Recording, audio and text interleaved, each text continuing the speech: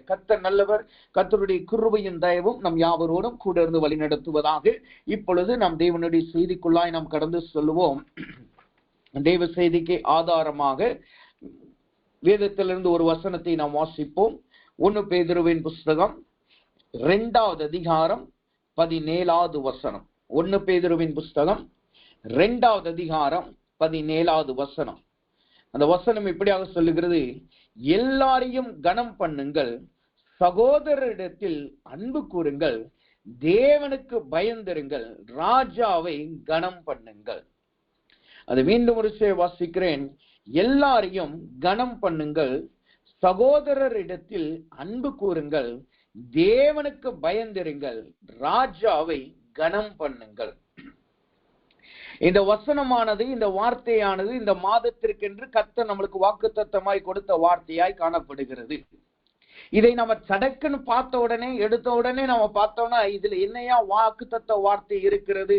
வாக்குத்தத்த வார்த்தையினாலே ஆசீர்வாதம் தானே. நான் உன்னை வாளாக்காமல் தலையாக்குவேன், அல்லது நான் உனக்கு சேனையை கொண்டு வருவேன், நான் உன் மதில்களை தாண்டும்படி செய்வேன், உனக்கு எதிராக இருக்கிற எரியோ கோட்டைகளை நான் நிர்மூலமாக்குவேன் சொல்லி ஒரு ஆசீர்வாதத்தின் வார்த்தை, விடுதலையின் வார்த்தையா தானே இருக்கும். அப்ப இது எப்படி வாக்குத்தத்த வார்த்தையா இருக்கும் என்று நாம் பார்த்தோம் என்றால், இதைதான் கர்த்தர் இந்த மாதத்திற்கு நம்மளுக்கு கொடுத்திருக்கிறார். அப்ப தேவன் இதை கொடுத்திருக்கிறார் என்றால் நாம் இப்படிப்பட்ட ஜீவியம், இப்படிப்பட்ட வாழ்க்கை வாழ வேண்டும் என்று கர்த்தர் எதிர்பார்க்கிறார். ஏனென்றால் இஸ்ரவேல் ஜனங்களை அவர் அழைக்கும் போது, நான் உங்களை ஆசீர்வதிக்கிறேன், ஆனா நீங்க இப்படி வாழ்ந்தால் நீங்கள் ஆசீர்வாதமா இருப்பீர்கள். நீங்க போன நிலத்துல விதைங்க, அதுல வருகிற மரத்துல வருகிற முதல் கனியை நீங்க சாப்பிடாதீங்க, அதற்கப்புறம் வருகிற கனிகளை நீங்கள் சாப்பிடலாம், ஏன்னா அது நலமானது அல்ல. அப்ப அங்க ஆசீர்வாதம் இருக்கு, ஆனா ஆசீர்வாதத்திற்கு முன்பாக ஜனங்கள் செய்ய வேண்டிய காரியங்கள் இருக்கிறது. அப்ப இந்த வசனம் சொல்லுது பாருங்க, நாம் என்ன செய்யணுமா? இந்த மாதத்திலே எல்லாரையும் கனம் பண்ணணுமாம், சகோதரரிடத்தில் அன்பு கூறணுமாம், தேவனுக்கு பயந்திருக்கணுமாம், ராஜாவை கனம் பண்ணணுமாம். இதுல இன்னொரு ரகசியம் என்னவென்றால், இப்படிப்பட்ட வார்த்தை வந்துவிட்டாலே அது தேவன் நம்மளை ஏதோ ஒரு காரியத்திற்கு உருவாக்குகிறார் என்பதை காட்டுகிறது. ஏதோ ஒரு பெரிய காரியம் நம்முடைய வாழ்க்கையில சம்பவிக்க போகிறது. தேவனால் பெரிய ஒரு விடுதலை அல்லது ஆசீர்வாதம், ஏன் அவருடைய வருகை கூட வரப்போகிறது. அதற்கு கூட நம்மளை தேவன் இன்றைக்கு ஆயத்தம் பண்ணுகிறவராய் காணப்படுகிறார். இது எல்லாமே தேவனுக்கென்று நாம் செய்கிற ஆயத்தத்தின் காரியங்களாய் காணப்படுகிறது. அப்ப இந்த மாதத்திலே தேவ பிள்ளைகளாகிய நாம் தேவனிடத்திலிருந்து ஆசீர்வாதத்தை பெற்றுக் கொள்ளுகிற நாம், இம்மட்டும் கடந்த 3 மாதங்களில் கர்த்தர் நம்மளை விடுவித்து நடத்தினாரே, இன்றைக்கு கர்த்தர் சொல்லுகிறார், இந்த மாதத்திலே நாம் எப்படி நடக்க வேண்டுமாம்? 4 விதங்களிலே நடக்கணுமாம். எல்லாரையும் கனம் பண்ணி நடக்கணுமாம், சகோதரரிடத்தில் அன்பு கூர்ந்து நடக்கணுமாம், தேவனுக்கு பயந்திருந்து நடக்கணுமாம், 4வதாக ராஜாவை கனம் பண்ணி நாம் நடக்கணுமா. இந்த 4ஆம் மாதத்திலே இந்த 4 விதமான வழிமுறைகளை கர்த்தர் நம்மளுக்கு கொடுத்திருக்கிறார். பாவங்களை அவர் சிலுவையிலே அறிந்து விட்டார், உண்மைதான். அவர் நமக்காய் அடிக்கப்பட்டார், உண்மைதான். அவருடைய கிருபையை நாம் பெற்றிருக்கிறோம், உண்மைதான். நம்மளுடைய கிரியைகளினால் நாம் அங்கீகரிக்கப்படுகிறது இல்லை, அதுவும் உண்மைதான். ஆனாலும் இப்படிப்பட்ட ஜீவியம் நாம் வாழ வேண்டியது அவசியமாய் இருக்கிறது. அதை தேவன் நம்மளிடத்தில் எதிர்பார்க்கிறவராய் காணப்படுகிறார். மற்றவர்கள் அவர் நியாயாதிபதியாய் இருக்கிறபடினாலும், நீதியின் தேவனாய் இருக்கிறபடினால், அவருடைய பிள்ளைகள், அவருடைய ஊழியக்காரர்கள், அவருடைய ஜனம் இப்படிப்பட்ட ஒரு ஜீவியம், அவர் விருப்பப்படுகிற ஜீவியம் வாழ வேண்டும் என்று அவர் எதிர்பார்க்கிறவராய் காணப்படுகிறார். அதனாலதான் தேவன் இன்றைக்கு இந்த காலை வேளையிலே, இந்த இரவு வேளையிலே இந்த வார்த்தையை கொடுத்து இதன் மூலமாய் நாம் இதை வைத்து நாம் தியானிக்க போகிறோம். இந்த மாதத்திற்கு கர்த்தர் இந்த வார்த்தையை, வாக்குத்தத்த வார்த்தையை நம்மளுக்கு கொடுத்திருக்கிறார். அப்ப இதுல 4 காரியங்கள் காணப்படுகிறது. 1, எல்லாரையும் கனம் பண்ணணும், அன்பு கூறணும், பயந்து இருக்கணும். 4வது திரும்பியும் கனம் பண்ணணும் என்று சொல்லி வந்திருக்கு. இந்த கனம் பண்ணுதலை அந்த வசனம் 2ஆய் பிரிக்கிறதை நாம் பார்க்கலாம். 1, எல்லாரையும் கனம் பண்ணணும், 2வது ராஜாவை கனம் பண்ணணும். எல்லாரையும் கனம் பண்ணணும், ராஜாவையும் கனம் பண்ணணும். ராஜாவினுடைய கனத்தை எல்லாருக்கும் கொடுத்துடக்கூடாது. எல்லாருக்கும் கொடுக்கிற கணத்தை போல ராஜாவுக்கு கொடுத்துடக்கூடாது. ராஜாவுக்குரிய கணம் வேறு, எல்லாரையும் கணம் பண்ணுகிற அந்த எல்லாரையும் பொதுவான கணம் என்பது வேறு. இதற்கு ரெண்டுக்கும் வித்தியாசம் இருக்கிறது. அதனாலதான் இந்த வசனம் சொல்லுது எல்லாரையும் கணம் பண்ணணும், ராஜாவையும் கணம் பண்ணணும் சொல்லி ரெண்டு விதமாய் சொல்லி இருக்கிறதை நான் பார்க்கலாம். அப்ப இன்றைக்கு இந்த இரவு வேளையிலே நாம் இதன் முதல் காரியத்தை குறித்து தான் நாம் இன்றைக்கு தியானிக்க போகிறோம். அந்த வசனம் சொல்லுகிறது, எல்லாரையும் கனம் பண்ணுங்கள். தேவனுடைய பிள்ளைகளாகிய நாம் இந்த மாதத்திலே எல்லாரையும் நாம் கனம் பண்ணணுமா? நம்முடைய கண்களில் படுகிற எல்லாரையும் நாம் கனம் பண்ணணும். நம்முடைய வாழ்க்கையில் காணப்படுகிற எல்லாரையும் நாம் கனம் பண்ணணும். அவர்கள் எளியவர்களாய் இருக்கலாம், திக்கற்றவர்களாய் இருக்கலாம், நல்ல கனம் பொருந்தினவர்களாய் இருக்கலாம், பிரசித்தி பெற்றவர்களாய் இருக்கலாம், ஏன் நம்முடைய உறவினர்களோ கூட பிறந்தவர்களாய் இருக்கலாம். யாராய் இருந்தாலும் சரி, தேவன் நம்மளிடத்தில் இந்த மாதத்திலிருந்து எதிர்பார்க்கிறது என்ன? அவர் எல்லாரையும் கனம் பண்ணும்படி நம்மளை இந்த மாதத்திலே அவர் வைத்திருக்கிறார். இந்த மாதத்தை தேவன் நம்மளுக்கு எல்லாரையும் கனம் பண்ணும்படியான கிருபையை கொடுத்திருக்கிறார். அப்ப இங்க வசனம் சொல்லுகிறது, எல்லாரையும் கனம் பண்ணணும் என்று வசனம் சொல்லுகிறது. அங்க ரெண்டு வார்த்தை இருக்கிறது. அப்ப முதலாவதாக எல்லாரையும் என்றால் என்ன அர்த்தம், அது எதை காட்டுகிறது என்பதை நாம் தியானித்து இரண்டாவதாக கனத்துக்குரிய வார்த்தைக்குள் நாம் கடந்து சொல்லுவோமாக. முதலாவதாக அந்த வார்த்தையை சொல்லுது பாருங்க, எல்லாரையும் கனம் பண்ணுங்கள். எல்லாரையும் என்று சொல்லுங்க. எல்லாரையும் என்றால் யார் யார? எல்லாரையும் என்றால் எல்லாரும் நம்மளுக்கு தெரிஞ்சிருச்சு, நம்ம கண்ணில் படுறவங்க எல்லாரும். அப்ப வசனம் யாரை காட்டுகிறது? எல்லாரையும் என்றால் யாரை காட்டுகிறது? வசனம் அடுத்த வசனம் சொல்லுது பாருங்க, 1 பேதுருவின் புஸ்தகம் 2வது அதிகாரம் 18வது வசனம். அதுக்கு அடுத்த வசனம் இப்படி சொல்லுகிறது, வேலைக்காரரே அதிக பயத்துடனே உங்கள் எஜமான்களுக்கு கீழ்ப்படிந்திருங்கள், நல்லவர்களுக்கும் சாந்த குணம் உள்ளவர்களுக்கும் மாத்திரமல்ல முரட்டு குணம் உள்ளவர்களுக்கும் கீழ்ப்படிந்திருங்கள். இந்த வசனம் சொல்லுது பாருங்க, நல்லவர்களுக்கும் சாந்த குணம் உள்ளவர்களுக்கும் மாத்திரமல்ல முரட்டு குணம் உள்ளவர்களுக்கும். அப்ப யாரு இங்க எல்லாரையும் என்று சொல்லுகிறது யாரெல்லாம் காட்டுகிறது? அது 3 விதமான கூட்டத்தாரை காட்டுகிறது, அல்லது 3 விதமான குணாதிசயம் உள்ளவர்களை காட்டுகிறது. முதலாவது நல்லவர்களை நாம் கனப்படுத்தணுமாம், இரண்டாவது சாந்த குணம் உள்ளவர்களை கனப்படுத்தணுமாம், மூன்றாவது முரட்டாட்டம் உள்ளவர்களையும் நாம் கனப்படுத்தணும். முரட்டு குணம் உள்ளவர்களையும் நாம் கனப்படுத்தணும் என்று வசனம் சொல்லிக் கொடுக்கிறது. அப்ப இந்த 3 காரியத்தை நாம் தியானிப்போமா? முதலாவது சொல்லுகிறது நல்லவர்களையும் நாம் கனப்படுத்தணும். நல்லவர்கள் என்றால் யார்? வேதத்தின்படி நாம் பார்க்கும் பொழுது 2 விதமான நல்லவர்களை நாம் பார்க்கிறோம், அல்லது 2 நல்லவர்களை குறித்து வசனம் நம்மளுக்கு கற்றுக் கொடுக்கிறது. ஒண்ணு, சங்கீதங்களின் புஸ்தகம் 107வது சங்கீதம். சங்கீதங்களின் புஸ்தகம் 107வது சங்கீதம் 1வது வசனத்தை வாசிக்கும் பொழுது அந்த வசனம் இப்படியாக சொல்லுகிறது, யாரை கனப்பணும் நல்லவன் என்பது யாரை காட்டுகிறதா? நாம் யாவரும் அறிந்த வசனம் தான். அந்த வசனம் இப்படியாக சொல்லுகிறது, கர்த்தர் நல்லவர், அவர் நல்லவர், அவர் கிருபை என்றும் உள்ளது. முதலாவது எல்லாரையும் என்பது யாரை காட்டுகிறது? அது கர்த்தரை காட்டுகிறதாய் இருக்கிறது. எல்லாம் நல்லவர் என்பது யாரை காட்டுகிறது? அது கர்த்தரை காட்டுகிறதாய் காணப்படுகிறது. அப்ப நாம் யாரை நாம் கனப்படுத்த வேண்டும்? நம்முடைய வாழ்க்கையில் இந்த மாதத்திலே தேவனை கனப்படுத்துகிறவர்களாய் நாம் காணப்பட வேண்டும்.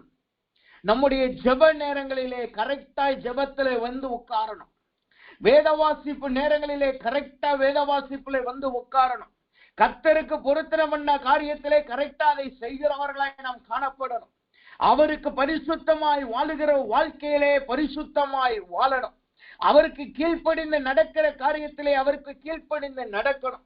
அவர் போ என்று சொல்லுகிற இடங்களிலே போகணும், போகக்கூடாது என்று சொல்லுகிற இடங்களிலே நாம் போகக்கூடாது. அதுதான் கர்த்தரை கனப்படுத்துகிறதை காட்டுகிறது. இங்க வசனம் சொல்லுது பாருங்க, கர்த்தர் நல்லவர், அவர் கிருபை என்றும் உள்ளது. கர்த்தர் நல்லவர், அவர் கிருபை என்றும் உள்ளது. அப்ப எல்லாரையும் என்பது நல்லவர்களை காட்டுகிறது. அந்த நல்லவர்கள் யார்? முதலாவதாம் அது கர்த்தரை காட்டுகிறது. நாம யோசிக்கலாம், என் வாழ்க்கையில போராட்டம் வருதே, என் வாழ்க்கையில பிரச்சனை வருகிறதே, என் வாழ்க்கையில பாடுகள் வருகிறதே, அந்த நேரத்துல இந்த தேவன் எங்க போனார்? அந்த நேரத்துல எல்லாம் இந்த கர்த்தர் எங்க போனார்? நான் இப்படிப்பட்ட இலட்சியிலும் போராட்டத்திலும் கேள்வியிலும் இந்த பகுதியிலும் நான் செல்லணுமா என்று சொல்லி நாம் யோசிக்கலாம். ஆனால் ஒன்றை நாம் புரிந்து கொள்ள வேண்டும், நாம் போன எல்லா பாதையிலும் அவர் நல்லவராய் காணப்பட்டு இருக்கிறார். நாம் போன எல்லா பாதையிலும் அவர் நல்லவராய் நம்மளுக்கு காணப்பட்டு இருக்கிறார். அவர் ஒரு நேரத்திலும் நம்மளை தனியாய் இருக்க விடவில்லை. நாம எந்த இடத்துல போனோமோ, நம்ம முள்ளிருந்த பாதையிலே கடந்து போனோமா, இடுக்கத்தின் வாசல்களிலே நடந்து போனோமா, அல்லது போராட்டத்தின் வழியாய் ஊடுருவி நெளிந்து போனோமா, அந்த வேளையிலும் கர்த்தர் நம்மளோடு கூட இருந்திருக்கிறார். அதனாலதான் நாம் அதிலிருந்து இன்றைக்கு தப்பித்து காணப்படுகிறோம். அதனாலதான் நம்ம அதிலிருந்து நாம் தப்பிக்க முடிகிறது. அதனாலதான் இன்றைக்கு நாம் ஜீவித்து காணப்படுகிறோம். அப்ப வசனம் சொல்லுகிறது, கர்த்தரை நாம் கனம் பண்ணுகிறவர்களாய் காணப்பட வேண்டும். இந்த மாதத்திலே தேவனுக்கு கொடுக்க வேண்டிய கனத்தை நாம் கொடுக்க வேண்டும். வசனம் சொல்லுகிறது, நான் அவர்களுக்கு பிதாவானால் பிதாவின் கனம் எங்கே என்று கர்த்தர் கேட்கிறார். அநேகர் நாம கர்த்தருக்கு கொடுக்கிற கனத்தை பிதா என்கிறபடியினால் அதை நாம் தவறாய் நாம் புரிந்து கொள்ளுகிறோம். நாம் நினைக்கிறோம் நம்ம செய்கிறது எல்லாவற்றையும் தேவன் அங்கீகரிக்கிறார். அவர் என்னுடைய தகப்பன் தானே, நான் படுத்துக்கிட்டு நான் அவருக்கு துதி சொன்னா பிரச்சனை கிடையாதே, நான் இப்படி செய்தால் பிரச்சனை கிடையாதே, அவர் என் சூழ்நிலை அறிந்திருக்கிறாரே என்று நாம் யோசிக்கலாம். ஆனால் ஒன்றை நாம் புரிந்து கொள்ள வேண்டியது என்னவென்றால், முழங்கால் போட நம்மளுக்கு பலன் இருக்கும் பொழுது முழங்கால் போட்டு நாம் கர்த்தரை கனப்படுத்தணும். நல்ல நேரம் இருக்கும் பொழுது நேரத்தை எடுத்து நாம் கர்த்தருக்கு நாம் கனப்படுத்தணும்.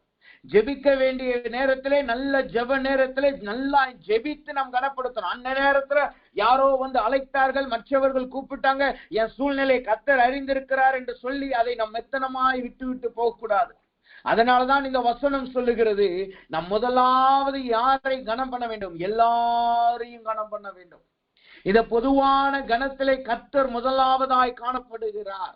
நாம் மனிதர்களை கனம் பண்ணுவதற்கு முன்பாக கர்த்தரை கனம் பண்ணுவதற்கு நாம் கற்றுக்கொள்வோமாக.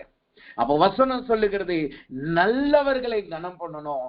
நல்லவர்கள் யாரா? அது முதலாவது கர்த்தரை காட்டுகிறது. இரண்டாவதாக இந்த நல்லவர்கள் யாரை காட்டுகிறது? சங்கீதங்களின் புஸ்தகம் 125வது சங்கீதம் 4வது வசனத்தை வாசிக்கும் பொழுது, சங்கீதங்களின் புஸ்தகம் 125வது சங்கீதம் 4வது வசனம் எப்படியா சொல்லுகிறது? கர்த்தாவே, நல்லவருக்கும் இருதயத்தில் செம்மையானவர்களுக்கும் நன்மை செய்யும். இரண்டாவது, இந்த நல்லவர்கள் யாராம்? இருதயத்தில் செம்மையானவர்கள். அவர்கள் தங்களுடைய மனசாட்சிக்கு, தங்களுடைய இருதயத்திற்கு அதற்கு மாறாய் அவர்கள் எதையும் செய்ய மாட்டார். அவர்கள் இருதயத்திலே சூண்டுண்ட பொய்யர்களாய் காணப்பட மாட்டார்கள். அவர்கள் மனசாட்சியின்படி அவர்கள் இருதயத்திலே நன்மையானது எது தோணுகிறதோ அதன்படி நடக்கிறவர்களாய் இருப்பார்கள். அவர்கள் இருதயத்திலே நன்மை உள்ளவர்களாய் நல்லவர்களாய் காணப்படுவார்கள். அத வசனம் சொல்லுது பாருங்க, நல்லவர்களுக்கும் இருதயத்தில் செம்மையானவர்களுக்கும் நன்மை செய்வார். அப்ப அவர்கள் இருதயத்திலே செம்மையுள்ளவர்களாய் காணப்படுவார்கள். அவர்கள் மற்றவர்களுக்கு எந்த தீங்கியும் எதிர்பார்க்க மாட்டார்கள். ஒருவன் தனக்கு விரோதமாய் எழும்பினாலும் அவனுக்கு விரோதமாய் தீங்கு செய்யாமல் அமைதியாய் இருப்பார்களே ஒழிய அந்த மனிதனுக்கு விரோதமாய் அவர்கள் தீங்கு செய்ய புறப்பட மாட்டார்கள். தீங்கு செய்கிற மனிதர்களை குறித்து, தூஷணம் பண்ணுகிற மனிதர்களை குறித்து வசனம் இன்னொரு பேர் சொல்லுகிறது. அது பின்பாக நாம் பார்ப்போம். அப்ப இங்க வசனம் சொல்லுகிறது, நல்லவர்கள் என்பது யார்? முதலாவது கர்த்தரை காட்டுகிறது. இரண்டாவது, நம்முடைய வாழ்க்கையிலே நம்முடைய கண்களுக்கு முன்பாய் யாரெல்லாம் நன்மை செய்கிறவர்களாய் செம்மையான இருதயம் உடையவர்களாய் காணப்படுகிறார்களோ அவர்களுக்கு நாம் கனத்தை செலுத்த வேண்டும் என்று தேவன் எதிர்பார்க்கிறார். இன்றைக்கு அநேக தேவ பிள்ளைகள் இதிலே தவறி போனவர்களாய் காணப்படுகிறார்கள். எப்படி தெரியுமா? அவர்கள் சொல்லுகிறார்கள், அநேக தேவ பிள்ளைகள் உண்மைக்கே நடக்கிற விஷயம், நான் தேவனால் ரட்சிக்கப்பட்டுட்டேன், நான் கர்த்தர் என்னை ரட்சிச்சிட்டார், நான் தேவனுடைய பிள்ளை, நான் நான் ஞானஸ்தானம் எடுத்துட்டேன், இனிமேல் புறஜாதியான் ஒருவனையும் நான் மதிக்க தேவையில்லை, புறஜாதியானை பார்த்தால் நான் சிரிச்சு பேச தேவையில்லை, புறஜான் இயேசுவை ஏற்றுக்கொள்ளாத, இயேசுவின் ரட்சிப்பை பெற்றுக்கொள்ளாத மனிதர்களை பார்த்தால் நான் வணக்கம் கூட சொல்ல தேவையில்லை என்று சொல்லி தங்களுடைய இருதயத்தை தூக்கி பிடித்தவர்களாய், தங்களுடைய தலைகளை திருப்பிக் கொண்டவர்களாய் நடந்து சொல்லுகிறார். ஆனா வசனம் அதை நம்மளுக்கு கற்றுக் கொடுக்கவில்லை. வசனம் என்ன சொல்லுகிறது? அவர் பாவிகளின் வீட்டில் தங்கினார். அவர் நல்லவர்கள் வீட்டில் அல்ல, பாவிகள் வீட்டில். அப்ப நம்ம பாவிகளை வீட்டுல போய் கூட நம்மளை தேவனுடைய வெளிச்சத்தை காண்பிக்க முடியாவிட்டாலும் பரவாயில்லை, நல்லவர்களாய் காணப்படுகிற செம்மையான இருதயமுடையவர்கள் இடத்திலே நாம் கனத்தை கொடுப்போமாக, அவர்களுக்கு செலுத்த வேண்டிய கனத்தை நாம் கொடுப்போமாக, அவர்களை அன்பாய் பேசுவோமாக, அவர்களிடத்துல அன்பாய் உறவாடுவோமாக. அவர்களிடத்துல போய் நீங்க எப்படி இருக்கிறீங்க, உங்களுக்கு என்ன வேண்டும், அல்லது உங்களுக்கு கர்த்தர் இப்படி செய்வான்னு சொல்லி அவர்களுக்கு கொடுக்க வேண்டிய கனத்தை நாம் கொடுக்கிறவர்களாய் காணப்பட வேண்டும். இங்க வசனம் சொல்லுகிறது. இந்த பேதுருவின் புஸ்தகம் பாத்தீங்கன்னா 1 பேதுரு 2வது அதிகாரத்துல பாத்தீங்கன்னா இது அதிகாரியை குறித்து காண்பிக்கிறது. அப்ப நம்முடைய வாழ்க்கையிலே காணப்படுகிற அதிகாரிகள், நம்ம வேலை செய்கிற இடங்களிலே, நாம் படிக்கிற இடங்களிலே, நாம் ஊழியர் செய்கிற இடங்களிலே யாரெல்லாம் செம்மையான இருதயம் உடையவர்களோ அவர்களுக்கு நாம் கனத்தை செலுத்த வேண்டும் என்று கர்த்தர் எதிர்பார்க்கிறார். இன்றைக்கு ஒரு பொருத்தனை பண்ணுங்க, இன்னைக்கு ஒரு முடிவெடுங்க. என் வாழ்க்கையில யாரெல்லாம் செம்மையான இருதயத்தில் இருக்கிறாங்களோ, எனக்கு முன்பு யாரெல்லாம் செம்மையான இருதயத்தோடு காணப்படுகிறார்களோ அவர்கள் கிறிஸ்தவர்களாய் இருக்கலாம், அவர்கள் கிறிஸ்தவர்களாய் இல்லாதவர்களாய் இருக்கலாம், அவர்கள் நாத்திகர்களாய் இருக்கலாம், அவர்கள் மற்ற மார்க்கத்தை பின்பற்றுகிறவர்களாய் இருக்கலாம். யாராய் இருந்தாலும் சரி, அவர்கள் செம்மையான இருதயம் உடையவர்களாய் இருந்தார் என்றால் அவர்களுக்கு நாம் கனத்தை கொடுக்க வேண்டும் என்று வசனம் நம்மளுக்கு கற்றுக் கொடுக்கிறது. இந்த செம்மையான இருதயம் உள்ள நல்லவர்களுக்கு வசனம் இன்னொரு பேரும் கொடுக்குது. அவர்கள் தான் சான்றோர் என்று சொல்லி. சான்றோர், நீதிமான்கள் வேறு, சான்றோர் என்பது வேறு.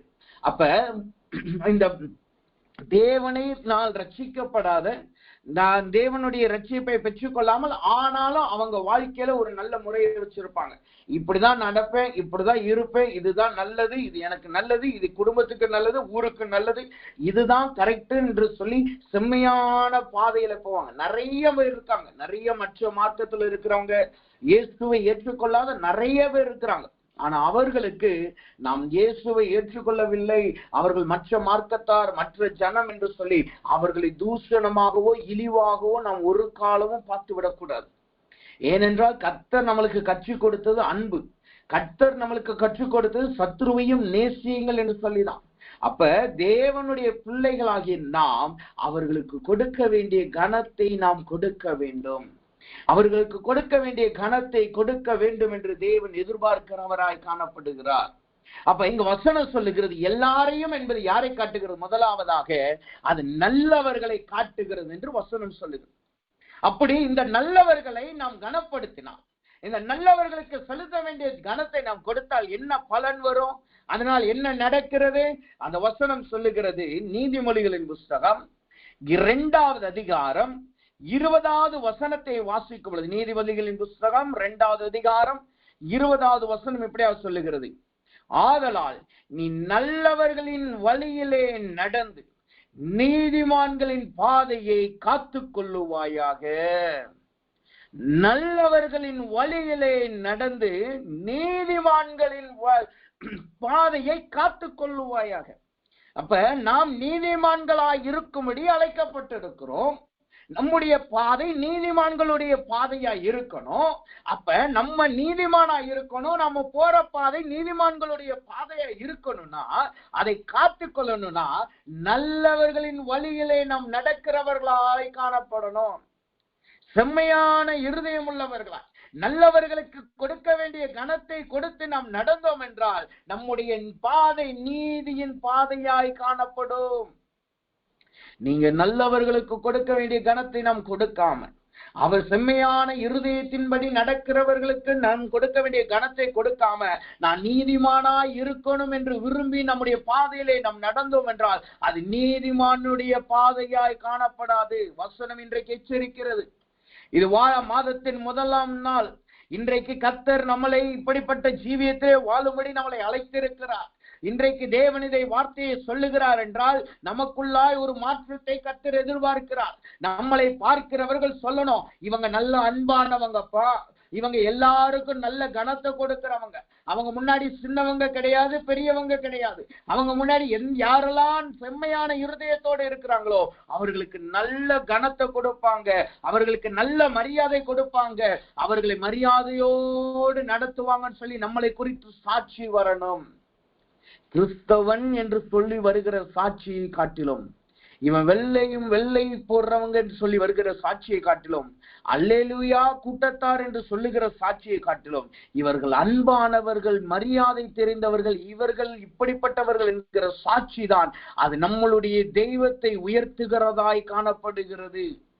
அவருடைய நாமத்தை வைத்துக் கொண்டு அவர் கிறிஸ்தவ பேரை வச்சுக்கிட்டு வெள்ளை போட்டுக்கிட்டோ அல்லது மணிக்கணக்கா ஜோம் பண்ணிட்டு நம்மளுக்கு இப்படிப்பட்ட சாட்சி இல்லாவிட்டால் அது நீதிமான்களின் வழியை காத்து கொள்ள முடியாததாய் காணப்படுகிறது. அது நீதிமானின் வழிகளை இழந்து போயிட்டோம் என்பதை நாம் உணர்ந்து கொள்ள வேண்டும். அப்ப நல்லவர்களையும் செம்மையான இருதயம் உள்ளவர்களையும் கர்த்தரை நாம் கனம் பண்ணினோம் என்றால் நம்முடைய பாதையாகிய நீதிமான்களின் பாதையை நாம் காத்து கொள்ள முடியும். தேவன் எதிர்பார்க்கிற நீதிமான்களாய் நம்மளால் நிலைத்து நிற்க முடியும். நம்முடைய பாதை நீதிமான்கள் பாதையாய் இருக்கும். அதை விட்டு நாம் வழி விலகி போக மாட்டோம். அப்ப தேவ சமூகத்துல வந்திருக்கிற நாம் இன்றைக்கு இதுவரைக்கும் நம்முடைய வாழ்க்கை எப்படி இருந்துச்சுன்னு பாருங்க. இதுவரைக்கும் எப்படி இருந்தது என்பதை பாருங்க. நம்ம மற்றவர்களை பார்த்து இவர்கள் ரட்சிக்கப்படாதவர்கள், இவர்கள் மற்ற கோயிலுக்கு போறாங்க, மற்ற இடத்துக்கு போறாங்க, இவங்களெல்லாம் நான் ஏன் கனப்படுத்தணும்னு சொல்லி நீங்கள் யோசிக்கிறீர்களா? அல்லது இவர்கள் பிறப்பே வேறு விதமான பிறப்பு, இவர்களெல்லாம் நான் ஏன் கனப்பண்ணணும்னு சொல்லி நாம் காணப்பட்டு இருக்கிறோமா? கர்த்தர் சொல்லுகிறார், இந்த மாதம் முழுவதும் உங்களால முடிஞ்ச அளவு யாரெல்லாம் நீங்க பாக்குறீங்களோ அந்த செம்மையான இருதயம் உள்ள எல்லாரையும் நீங்க கனம் பண்ணுங்க. அதை தேவன் நம்மளிடத்தில் இந்த மாதத்தில் எதிர்பார்க்கிறவராய் காணப்படுகிறார். இரண்டாவதாக எல்லாரையும் என்பது யாரை காட்டுகிறது? முதலாவது அது நல்லவர்களை காட்டுகிறது. இரண்டாவதாக யாரை காட்டுகிறதாம்? வசனம் இப்படியா சொல்லுகிறது. அதே அந்த 1 பேதுருவின் புஸ்தகம் 2வது அதிகாரம் 17வது வசனத்தை வாசிக்கும் பொழுது அது முதலாவது நல்லவர்களை காட்டுது. 18வது வசனம் இரண்டாவதாக அது சாந்த குணம் உள்ளவர்களுக்கு மாத்திரமல்ல, சாந்த குணம் உள்ளவர்களையும் நாம் கனப்படுத்தணும். சாந்த குணம் உள்ளவர்களுக்கும் நாம் நமக்கு கொடுக்க வேண்டிய கனத்தை நாம் கொடுக்கிறவர்களாய் காணப்பட வேண்டும். நல்லவர்களையும் செம்மையான இருதயத்தில் உள்ளவர்களை நாம் கனப்படுத்தணும், அது உண்மைதான். அதே நேரத்திலே சாந்த குணம் உள்ளவர்கள், இந்த சாந்த குணம் உள்ளவர்கள் என்றால் யார்? வசனம் இப்படியாக சொல்லுகிறது. அந்த வசனத்தை நான் வாசிக்கிறேன். சங்கீதங்களின் புஸ்தகம் 147வது சங்கீதம், முதலாவதாக தீத்துவின் புஸ்தகம் 3வது அதிகாரம் 2வது வசனத்தை வாசிக்கும் பொழுது அந்த வார்த்தை இப்படியா சொல்லுகிறது. ஒருவனையும் தூசியாமலும் சண்டை பண்ணாமலும் பொறுமையுள்ளவர்களாய் எல்லா மனுஷருக்கும் சாந்த குணத்தை காண்பிக்கவும். பாருங்க, சாந்த குணம் உள்ளவர்கள் எப்படி இருப்பார்களா? அவர்கள் ஒருவனையும் தூஷிக்க மாட்டார்களாம், சண்டை பண்ண மாட்டார்களாம், பொறுமையுள்ளவர்களாய் காணப்படுவார்கள். நல்லவர்கள் செம்மையானவர்கள் கூட சில நேரங்கள்ல கோபப்பட்டு விடுவார்கள். செம்மையான இருதயத்துல இருக்கிறபடினால் அவர்கள் தவறான பாதையில நடந்து போகிற பார்த்த கோபப்பட்டுருவாங்க. அல்லது இவர்கள் கொஞ்ச நேரம் அவர்கள் கோபத்தை அடைக்கிறதுனால சில நேரங்களில் கோபப்பட்டு விடுவார்கள், அதுல தவறி போவார்கள். ஆனா இந்த சாந்த குணம் உள்ளவர்கள் எப்படி இருப்பார்களா? தூசியாமல் மற்றவர்களை அவர்கள் வாயினாலே தூஷிக்க மாட்டார்கள். அவர்களுக்கு விரோதமாய் யார் எழுப்பினாலும் சரி, கர்த்தர் உன்னை இப்படி அடிப்பார், சத்ருவானவன் இப்படி உன்னை அடிப்பான், எனக்கு கர்த்தர் கூட இருக்கிறார் அல்லது என்னுடைய கடவுள் இப்படி அடிப்பான்னு சொல்லி யாரையும் குறித்து தூஷணமாய் அவர்கள் பேச மாட்டார்கள். இதை தூஷணமாய் பேசுகிற என்பது இன்னொரு வார்த்தையில சொன்ன எளிதாய் புரியும். புரணி பேச மாட்டார்கள். இவன் இப்படி இருக்கிறான், இவனுடைய வாழ்க்கையை பாருங்க இப்படி போயிருச்சு, ஒரு காலத்துல அவன் நல்லா இருந்தான்ப்பா, இன்னைக்கு இப்படி போனது காரணம் என்ன? தேவையில்லாத சம்பாஷம், தேவையில்லாத வாழ்க்கை அப்படின்னு சொல்லி ஒரு நல்லா இருக்கிற மனிதனை குறித்து தேவையில்லாத தூஷண வார்த்தை. அவர்களுக்கு அங்க என்ன நடந்திருக்குன்னு கூட தெரியாது. அந்த மனிதனுடைய வாழ்க்கையில என்ன நடந்திருக்குன்னு கூட தெரியாது. அந்த இடத்துல என்ன நடந்திருக்குன்னு கூட தெரியாது. ஆனாலும் அவர்கள் அந்த இடத்துல தங்களை மேன்மையுள்ளவர்களாய் காட்ட, தங்கள் நல்ல ஞானம் அடைத்தவர்கள் என்பதை காட்ட, எனக்கு எல்லாம் தெரியும் என்று காண்பிப்பதற்காக அங்கு மற்றவர்களை குறித்து அறியாததும் தெரியாததுமான காரியத்தை அவர்களை குறித்த தூஷணமான வார்த்தைகளை பேசுகிறார்கள். ஆனா இந்த சாந்த குணம் உள்ளவர்கள் தூஷணமான வார்த்தையை பேச மாட்டார்கள். இங்கிலீஷ்ல போட்டிருக்கு, தூஷணம் என்பது இங்கிலீஷ்ல நோ ஈவில் என்று போட்டிருக்கு. அவர்கள் யாரை குறித்தும் கெட்ட விதமாய் எதையும் பேச மாட்டார்கள். அவர்கள் யாரை குறித்தும் தேவையில்லாத வார்த்தைகள் அவர்கள் வாயிலிருந்து வராது. இன்னைக்கு ஒரு துக்கமான காரியம் என்ன தெரியுமா? அநேக தேவ பிள்ளைகள், அநேக ஊழியக்காரர்கள், அநேக கிறிஸ்தவர்கள் இன்றைக்கு இந்த தூஷணமான வார்த்தைகளிலிருந்து தப்பிக்க முடியாதவர்களாய் காணப்படுகிறார்கள். ஒரு பக்கத்துல வேதத்தை பேசுகிறார்கள், ஒரு பக்கத்திலே வேதத்தை வாசிக்கிறார்கள், ஒரு பக்கத்திலே வேதத்தை மற்றவர்கள் கற்றுக் கொடுக்கிறார்கள், ஒரு பக்கத்திலே இயேசுவை குறித்து சுவிசேஷம் சொல்லுகிறார்கள். ஆனால் இன்னொரு பக்கத்திலே தூஷணமான வார்த்தை வருகிறது. நல்லா இருக்கும் பொழுது, நல்ல சாந்தமா இருக்கும் போது மற்றவர்கள் இவருக்கு நன்மை செய்தா நல்லா பேசுவாங்க. கொஞ்சம் ட்ரிகர் பண்ணிட்டா போதும், அவர்கள் தூஷணமான வாயிலிருந்து வருகிற வார்த்தை கெட்ட வார்த்தையும் மற்றவர்களை குறைஞ்சாட்டுகிறதும் மற்றவர்களை தூசிக்கிறதுமான வார்த்தையாய் காணப்படுகிறது. இது புறஜாதியான இடத்துல இல்ல, அநேக தேவ பிள்ளைகள் என்று சொல்லிக் கொள்ளுகிற ஜனங்கள் இடத்துல காணப்படுகிறது. ஆனால் இந்த சாந்த குணம் உள்ளவர்கள் யாரை குறித்தும் தூஷணமாய் பேச மாட்டார்கள், யாரை குறித்தும் தூஷணமான வார்த்தைகளை சொல்ல மாட்டார்கள், யாரையும் தூஷிக்க மாட்டார்கள். இரண்டாவதாக இவர்கள் சண்டை பண்ணாமலும், இந்த சாந்த குணம் உள்ளவர்கள் சண்டையிட மாட்டார்கள், மற்றவர்களிடத்திலே சண்டையிட மாட்டார்கள், தேவையில்லாத வாக்குவாதத்திற்கு இடம் கொடுக்க மாட்டார். யாராவது இவர்களிடத்துல சண்டைக்கு வந்தாலும் சரி, யாராவது இவர்களிடத்துல வாக்குவாதத்துக்கு வந்தாலும் சரி, இப்ப என்னதான்ப்பா உங்களுக்கு வேணும், சரி இப்படி பண்ணணுமா, சரி இப்படி பண்ணிக்கோ போ அப்படின்னு சொல்லிட்டு அவர்கள் அந்த வாக்குவாதத்திலும் சரி சண்டையிலும் சரி இவர்கள் சரியாக இருந்தாலும் அவர்கள் சொல்லுகிறது இவர்களை குறித்து பலியா இருந்தாலும் தவறான காரியமா இருந்தாலும் கூட அதை அப்படியே விட்டு இவர்களுடைய பாதையில இவர்கள் நடக்கிறவர்களாய் காணப்படுவார்கள். மூன்றாவதாக இந்த சாந்த குணம் உள்ளவர்களை குறித்து சொல்லுது பாருங்க, பொறுமையுள்ளவர்களாயிருப்பார்கள், பொறுமையுள்ளவர்களாயிருப்பார்கள். அவர்கள் வாழ்க்கையில அவர்களை பார்த்தீங்கன்னா எப்ப நல்ல பொறுமையாய் காணப்படுவார்கள். அவர்களுக்கு தெரியும் மற்றவங்க பேசுறது தவறான காரியம், அவர்களுக்கு தெரியும் மற்றவங்க இவங்களை குறிச்சுதான் தவறாய் பேசுகிறார்கள், ஆனா இவங்க செய்யாததான் அவங்க பேசுறாங்கன்னு தெரியும், இவங்க செய்யாததான் சொல்லிக்கிட்டு இருக்காங்கன்னு தெரியும், தேவையில்லாம இவர்களை ட்ரிகர் பண்ண நினைக்கிறாங்கன்னு தெரியும், ஆனாலும் பொறுமையாய் காணப்படுவார்கள். இது இந்த மூன்றுக்கும் நல்ல உதாரணம் யார் என்றால், மற்றவர்களை தூசிக்காமல், மற்றவர்களை சண்டை பண்ணாமல் பொறுமையாய் இருந்த வேதத்துல ஒரு மனிதனை நாம் பார்த்தோம் என்றால் நம் மோசேயை குறித்து பார்க்க முடியும். மோசேயை குறித்து பார்த்தோம் என்றால் அவன் நீடிய சாந்தம் என்று சொல்லி இருக்குது. அவன் சொந்த சகோதரி அவன் மனைவியை குறித்து தூஷண வார்த்தையை பேசுகிறான். அவன் சொந்த சகோதரன் அவன் ஒரு பொறுப்பை கொடுத்துட்டு மோசே போன உடனே அவனோடு இருந்த ஜனங்களை வழிவிலக பண்ணிக்கிட்டு இருக்கான். அவனுடைய சொந்த ஜனம் இவனை கல்லெறிய முற்படுகிறார்கள். ஆனாலும் அந்த நேரத்திலே அவன் மோசே சொல்லுகிறான், மோசே அமைதியா இருந்ததை நாம் பார்க்க முடியும். ஒரு முழு கூட்டமே அங்கு அவனுக்கு விரோதமா எழும்பி வருது. அந்த நேரத்திலே மோசே போய் சொல்லுகிறான், நீங்க இவனை விட்டு வெளியிலேயே வாங்கல் என்று சொல்லி அவர்களுக்காய் அவர்களை இடத்துல போய் சொல்லுகிறதை நாம் பார்க்க முடியும்.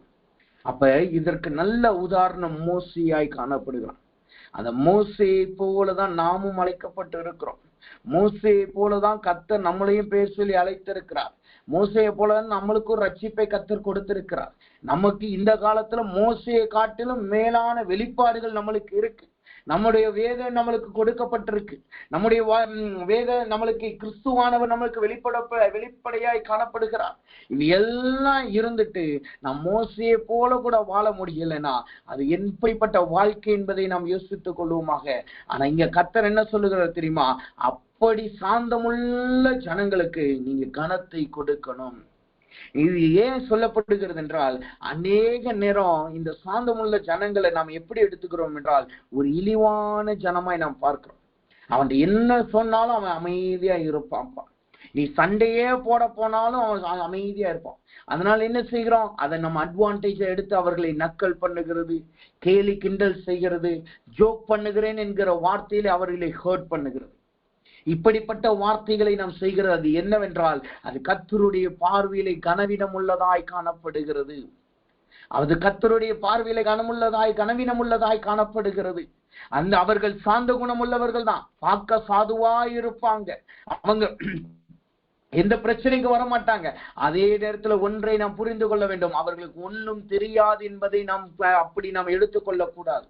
அவர்களுக்கு எதுவுமே தெரியாதுப்பா அதனாலதான் இப்படி இருக்காங்கன்னு நம்ம எடுத்துக்கொள்ள கூடாது. அவர்கள் எல்லாவற்றையும் அறிந்திருப்பார்கள். என்ன நீங்க பேசுறீங்கன்னு அவர்களுக்கு நல்லா புரியும். நீங்க என்ன ஜாடையில பேசுறீங்கன்னு சொல்லி அவர்களுக்கு நன்றாய் புரியும். ஜாடமான வார்த்தைகளை பேசினாலும் அவர்களுக்கு நன்றாய் புரியும். ஆனாலும் அதுல பொறுமையாயிருப்பார்கள். அதை நாம் ஒரு காலமும் அட்வான்டேஜா எடுத்துக்கொள்ள கூடாது. அப்ப இன்றைக்கு கர்த்தர் சொல்லுகிறார், நாம் அப்படிப்பட்ட சாதுவாய் இருக்கிறவர்களிடத்திலே அவர்களுக்கு கொடுக்க வேண்டிய கனத்தை கொடுக்க வேண்டும் என்று தேவன் எதிர்பார்க்கிறார். அப்ப இன்றைக்கு தேவ சமூகத்துல வந்திருக்கிற நாம் நம்முடைய வாழ்க்கையில யார் சாந்த குணம் உள்ளவர்களாய் காணப்படுறாங்க, யார் நம்முடைய பார்வையிலே சாந்த குணம் உள்ளவர்களாய் இருக்கிறாங்க, நம்முடைய குடும்பத்துல யார் சாந்த குணம் உள்ளவர்களாய் இருக்கிறார்கள், யார் நம்முடைய ஊழியத்திலே சாந்த குணம் உள்ளவர்களாய் இருக்கிறார்கள், யார் நம்மளை சுற்றி இருக்கிறவர்கள் யாரெல்லாம் சாந்த குணம் உள்ளவர்களாய் இருக்கிறார்கள், அவர்களுக்கு நாம் கொடுக்க வேண்டிய கனத்தை கர்த்தர் கொடுக்கணும் என்று தேவன் எதிர்பார்க்கிறார். நீங்க கொடுக்கணும் என்று தேவன் எதிர்பார்க்கிறவராய் காணப்படுகிறார். இந்த சாந்த குணம் உள்ளவர்களுக்கு கனத்தை கொடுத்தால் என்ன பலன் வருகிறது, அது என்ன நடக்கிறதா? சங்கீதங்களின் புஸ்தகம் 25வது சங்கீதம், சங்கீதங்களின் புஸ்தகம் 25வது சங்கீதம் 9வது வசனத்தை வாசிக்கும் பொழுது அந்த வார்த்தை இப்படியா சொல்லுகிறது, சாந்த குணம் உள்ளவர்களை நியாயத்திலே நடத்தி சாந்த குணம் உள்ளவர்களுக்கு தமது வழியை போதிக்கிறார். சாந்த குணம் உள்ளவர்களுக்கு தமது வழியை போதிக்கிறார். இந்த சாந்த குணம் உள்ளவர்களுக்கு நீங்க கொடுக்க வேண்டிய கனத்தை கொடுத்து அவர்களோடு நல்ல ஐக்கியத்தோடு நீங்க காணப்பட்டீங்கன்னா கர்த்தர் அவர்களுக்கு வழியை போதிக்கிறதுபடியினால் நீங்கள் அந்த வழியையும் நாம் அறிந்து கொள்ள முடியும். தேவன் இந்த சாந்த குணம் உள்ளவர்களுக்கு தம்முடைய வழியை போதிக்கிறாராம். அவர்களை நியாயமாய் நடத்தி அவர்களுக்கு தம்முடைய வழியை போதிக்கிறாராம். அப்ப இப்படிப்பட்ட சாந்தமுள்ளவர்களை நாம் கனப்படுத்தும் பொழுது அந்த வழியையும் கர்த்தர் நம்மளுக்கு போதிக்கிறவராய் காணப்படுகிறார். ஏனென்றால் சாந்த குணம் உள்ளவர்களை கனப்படுத்த வேண்டும் என்றால் நாமும் சாந்த குணம் உள்ளவர்களாய் மாறணும்.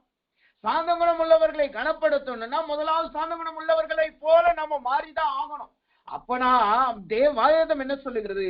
சாந்த குணம் உள்ளவர்களுக்கு தமது வழியை போதிக்கிறார். இன்றைக்கு நீங்க கர்த்தருடைய வழியை நீங்க அறிந்து கொள்ளணுமா? கர்த்தர் உங்க வாழ்க்கையில என்ன செய்ய போகிறார் என்பதை நீங்கள் அறிந்து கொள்ளணுமா? உங்களை குறித்து கர்த்தர் என்ன நோக்கம் வைத்திருக்கிறார் என்பதை நீங்கள் அறிந்து கொள்ளணுமா? அப்ப நாம் சாந்த குணம் உள்ளவர்களை கனப்படுத்த வேண்டும்.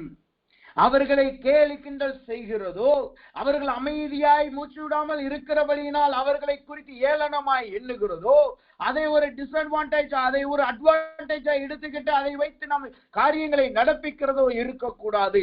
அவர்களுக்கு கொடுக்க வேண்டிய கனத்தை நாம் தவறாமல் கொடுத்து விட வேண்டும். அப்படி கொடுக்கும் பொழுது கர்த்தர் அவர்களுக்கு போதிக்கிற வழியை நமக்கு காண்பிக்கிறவராய் காணப்படுகிறார். கர்த்தருடைய வழியை நாம் நன்றாய் அறிந்து கொள்ள முடியும். மூன்றாவதாக எல்லாரையும் குறிக்கிறது யாரை காட்டுகிறது? முதலாவது அது நல்லவர்களை காட்டுது. இரண்டாவது சாந்த குணம் உள்ளவர்களை காட்டுது. மூன்றாவதாக எல்லாரையும் என்பது யாரை காட்டுகிறதா? மூன்றாவது கூட்டம் யார்? அந்த கூட்டம் வசனம் இப்படியாவது சொல்லுகிறது. 1 பேதுருவின் புஸ்தகம் 2வது அதிகாரம் 18வது வசனத்தை வாசிக்கும் பொழுது அந்த வார்த்தை எப்படியாவது சொல்லுகிறது, சாந்த குணம் உள்ளவர்களுக்கு மாத்திரமல்ல முரட்டு குணம் உள்ளவர்களுக்கும் கீழ்ப்படிந்திருங்கள். முரட்டு குணம் உள்ளவர்களுக்கும். முதலாவது நல்லவர்களுக்கு நாம் கனத்தை கொடுக்கணும். இரண்டாவது சாந்த குணம் உள்ளவர்களுக்கு நம் கனத்தை கொடுக்கணும். மூன்றாவது முரட்டு குணம் உள்ளவர்களுக்கு நாம் கனத்தை கொடுக்கணும். இந்த நல்லவர்களுக்கு கனத்தை கொடுக்கும் போது சில நேரங்களுக்கு நம்மளுக்கு நல்ல பேர் வரும். அதனால அது சில நேரங்களில் நம்ம கொஞ்சம் கஷ்டப்பட்டாலும் அதை நம்மளால் செய்ய முடியும். சாந்த குணம் உள்ளவர்களுக்கு கனத்தை கொடுக்கணும். நம்ம கொஞ்சம் இருதயத்தை கடினப்படுத்திட்டு நம்ம அவர்களுக்கு கத்தர் கொடுக்க சொல்லிட்டாரே, அது கொடுக்கறதுனால நம்மளுக்கு என்ன கஷ்டம் வரப்போகிறது, நமக்கு என்ன இழிவான பேச்சு வரப்போகிறது, அவங்களோட நம்ம செய்யும் பொழுது நமக்கும் சாந்த குணம் வருது அப்படின்னு சொல்லி அதை கூட நம்ம கஷ்டப்பட்டு எப்படியாவது அவர்களுக்கு கொடுக்க வேண்டிய கனத்தை கொடுத்துடலாம். ஆனா மூன்றாவது வசனம் ஒரு காரியத்தை கற்றுக் கொடுக்கிறது பாருங்க. யாருக்கு கனத்தை கொடுக்கணுமா? எல்லாரையும் என்பது முரட்டு குணமுள்ளவர்களையும் காட்டுகிறது. முரட்டு குணமுள்ளவர்களையும் காட்டுகிறது. யோசித்து பாருங்க. நல்லவங்களுக்கு நீங்க கனத்தை கொடுத்தீங்கன்னா உங்களை அப்ரிஷியேட் பண்ணுவாங்க, உங்களோட சந்தோஷமா பேசுவாங்க, உங்களை எல்லா காரியத்திலும் இணைத்துக் கொள்ளுவார்கள். சாந்தம் உள்ளவர்களுக்கு நீங்க கனத்தை கொடுத்தீங்கன்னா உங்களை குறிச்சு அவங்களுக்கு நல்ல ஒரு ட்ரஸ்ட் வரும், உங்களை நம்புவார்கள், உங்களுக்கு எல்லா காரியத்தையும் செய்ய முற்படுவார்கள், அல்லது உங்கள்கிட்ட உங்களை ட்ரஸ்ட் பண்ணி அவர்கள் எல்லா காரியத்தையும் பகிர்ந்து கொள்வார்கள். அநேக நேரங்களில் அவர்கள் ஒருவராய் அவர்கள் அங்கீகரித்துக் கொள்வார்கள். ஆனா இந்த முரட்டு குணம் உள்ளவர்கிட்ட போய் நாம கனத்தை கொடுக்கணும்னா எப்படி இருக்கும் என்று யோசித்து பாருங்க. அவங்க நம்மகிட்ட பேசும்போதே முரட்டாதான் பேசுவாங்க. நாம பேசுனா அவங்ககிட்ட பேசினாலே அவர்களை பார்த்தாலே சரி, அல்லது அவர்களிடத்துல பேசினாலே நம்மளுக்கு ஒரு பயம் இருக்கும், அல்லது அவர்களிடத்துல நம்ம பேசணும்னா நம்ம ஏன்பா அப்படிப்பட்ட மனுஷன்ட்ட போய் பேசணும் என்கிற எண்ணம் நம்மளுக்குள்ளாய் வரும். நம்மளை பார்க்கிறவர்கள் சொல்லுவாங்க, இவனுக்கு தெரியும்ல, இந்த மனுஷனுக்கு தெரியும்ல அவன் முரட்டு குணம் உள்ளவன் சொல்லி, அப்படியே இவர் போய் அவரிடத்துக்கு கனத்தை கொடுக்கணும், அவருக்கு ஏன் மரியாதை கொடுக்கணும், இவர் பைத்தியமானவரோ என்று சொல்லி நம்மளை குறித்து மற்றவர்கள் தவறா எண்ணுவார்கள். ஆனா வசனம் என்ன சொல்லுகிறது? அப்படி முரட்டு குணம் உள்ளவர்களுக்கும் நாம் கொடுக்க வேண்டிய கனத்தை கொடுக்கிறவர்களாய் காணப்பட வேண்டும். அப்ப இங்க வசனம் சொல்லுது முரட்டு குணம் உள்ளவர்கள் என்று வசனம் சொல்லுது. அப்ப இந்த முரட்டு குணம் உள்ளவர்கள் எப்படி இருப்பார்களா? வசனம் இப்படியா சொல்லுகிறது. சகரியாவின் புஸ்தகம் 7வது அதிகாரம், சகரியாவின் புஸ்தகம் 7வது அதிகாரம் 11வது வசனத்தை வாசிக்கும் பொழுது அந்த வார்த்தை எப்படியாக சொல்லுகிறது? அவர்களோ கவனிக்க மனதில்லாமல் தங்கள் தோலை முரட்டுத்தனமாய் விலக்கி கேளாதபடிக்கு தங்கள் செவிகளை அடைத்துக் கொண்டார்கள். கேளாதபடிக்கு தங்களுடைய செவிகளை அடைத்துக் கொண்டார்களாம். அப்ப வசனம் சொல்லுகிறது, இந்த முதலாவது முரட்டு குணம் உள்ளவர்கள் எப்படி இருப்பார்களாம்? அவர்கள் கவனிக்க மனதில்லாதவர்களாய் காணப்படுவார்கள். அவர்கள் கவனிக்க மனதில்லாதவர்களாய் காணப்படுவாங்க. நீ அவங்ககிட்ட போய் என்ன சஜஷன் சொன்னாலும் சரி, அவங்ககிட்ட போய் என்ன நன்மையான காரியத்தை சொன்னாலும் சரி, அல்லது அவங்ககிட்ட போய் ஏதாவது ஒரு காரியத்தை நீங்க பேசினாலும் அவர்கள் உங்க பேச்சை கவனிக்கவே மாட்டாங்க. நீங்க என்ன பேசினாலும் அவர்கள் அதை கவனிக்கவே மாட்டாங்க. சிம்பிளா சொல்ல போனா உங்களை ஒரு மனுஷனை போல கூடவே அவர்கள் பார்க்க மாட்டார்கள். அவர்கள ஒருத்தராய் உங்களை அங்கீகரிக்க மாட்டார்கள். சில பேர் இருக்கிறார்கள், இது இன்னொரு விதத்திலேயே நாம் பார்க்க முடியும், நம்ம கவனிக்க மாட்டார்கள் என்பது எப்படி என்ன தெரியுமா? சில பேர் இருக்கிறார்கள், எப்படி இருக்கிறார்கள், நீங்க போய் ஒரு காரியத்தை இன்ட்ரெஸ்டா பேசிக்கிட்டு இருப்பீங்க. உங்களுக்கு நடந்த நன்மையா இருக்கலாம், அல்லது உங்க குடும்பத்துல நடந்த நன்மையா இருக்கலாம், அல்லது உங்களுக்கு ஏதாவது ஒரு புதிய தாட், மற்றவங்களுக்கு வராத ஒரு புதிய தாட் வந்துருச்சு, அதை போய் சந்தோஷமா அவங்ககிட்ட சொல்றீங்க. அவங்க என்ன செய்வார்கள் தெரியுமா? அவங்க உடனே உங்களை அந்த இடத்துல கட் பண்ணிட்டு அவர்கள் ஏதாவது ஒரு காரியத்தை பேசிக்கிட்டு இருப்பாங்க. நீங்க பேசினதுக்கும் அவர்கள் ஆரம்பித்ததற்கும் எந்த சம்பந்தமே இருக்காது. நீங்க சொல்ல வந்ததை அவர்கள் சொல்ல விட மாட்டார்கள். நீங்க சந்தோஷமா போய் ஷேர் பண்ணணும்னு சொல்லி ஒரு வார்த்தையை பேச ஆரம்பிப்பீங்க, அப்போ உங்களை டவுன் பண்ற மாதிரி ஏதாவது ஒரு காரியத்தை சொல்லுவாங்க. உதாரணத்துக்கு ஒரு பிசினஸ் ஐடியாவே உங்களுக்கு வருதுன்னு வச்சுக்கோங்கமே, ஒரு வேலைக்குரிய ஐடியா வருது, அல்லது ஒரு இடத்துல இருந்து உங்களுக்கு நான் ஒரு ஆஃபர் லெட்டர் வந்திருக்கு. உடனே போய் நீங்க அவங்ககிட்ட சொல்றீங்க, எனக்கு இப்படிப்பட்ட ஒரு நல்ல பிசினஸ் ஐடியா வந்திருக்கு, அல்லது எனக்கு இப்படிப்பட்ட ஒரு நல்ல இடத்துல இருந்து ஒரு ஆஃபர் வந்திருக்குப்பா, இத பாரு என்று சொல்லி நீங்க அப்பதான் பேச ஆரம்பிப்பாங்க. உடனே சொல்லுவாங்க, இந்த பிசினஸா, இதெல்லாம் ஆரம்பிக்காதப்பா, இது போல நிறைய பேர் ஆரம்பிச்சுட்டாங்க, இது நீ ஆரம்பிச்சேன்னா நீ கஷ்டத்துலதான் போவ, நீ நஷ்டத்துலதான் போவ, நீ போட்ட பணம் எல்லாம் வேஸ்டா தான் போகும் சொல்லுவாங்க. அல்லது உங்களுக்கு ஆஃபர் லெட்டர் வந்திருக்கு, நீங்க சொல்லுவீங்களா, உடனே சொல்லுவார்கள், அந்த கம்பெனிக்கா போய் வேலை செய்யணும், அந்த கம்பெனில பணம் கம்மியா கொடுப்பாங்க, அந்த கம்பெனில உன்னை மதிக்கவே மாட்டார்கள், அவங்க இப்படிப்பட்ட கம்பெனி அப்படிப்பட்ட கம்பெனின்னு சொல்லி அவர்கள் உங்களுடைய முயற்சியும் சரி, உங்களுடைய நம்பிக்கையும் சரி, உங்களுடைய உற்சாகத்தையும் சரி அவர்கள் ஒடுக்குகிறவர்களாய் காணப்படுவார். அதுக்கு பதிலா என்ன செய்வார்கள் தெரியுமா? அவர்கள் என்ன நினைக்கிறார்களோ அவர்கள் சொல்ல வந்ததை மாத்திரம் உங்ககிட்ட சொல்லிக்கிட்டு இருப்பாங்க. நீங்க பேசினா அவர்கள் கேட்கவே மாட்டார்கள். ஆனா வசனம் சொல்லுது, அப்படிப்பட்டவர்களுக்கும் நீங்கள் கனத்தை கொடுத்தாகணும். அப்படிப்பட்ட ஜனத்திற்கும், அப்படிப்பட்ட பிள்ளைகளுக்கும், அப்படிப்பட்ட மனுஷர்களுக்கும் நாம் கனத்தை கொடுத்தாகணும். இரண்டாவது, இந்த முரட்டு குணம் உள்ளவர்கள் எப்படி இருப்பார்களா?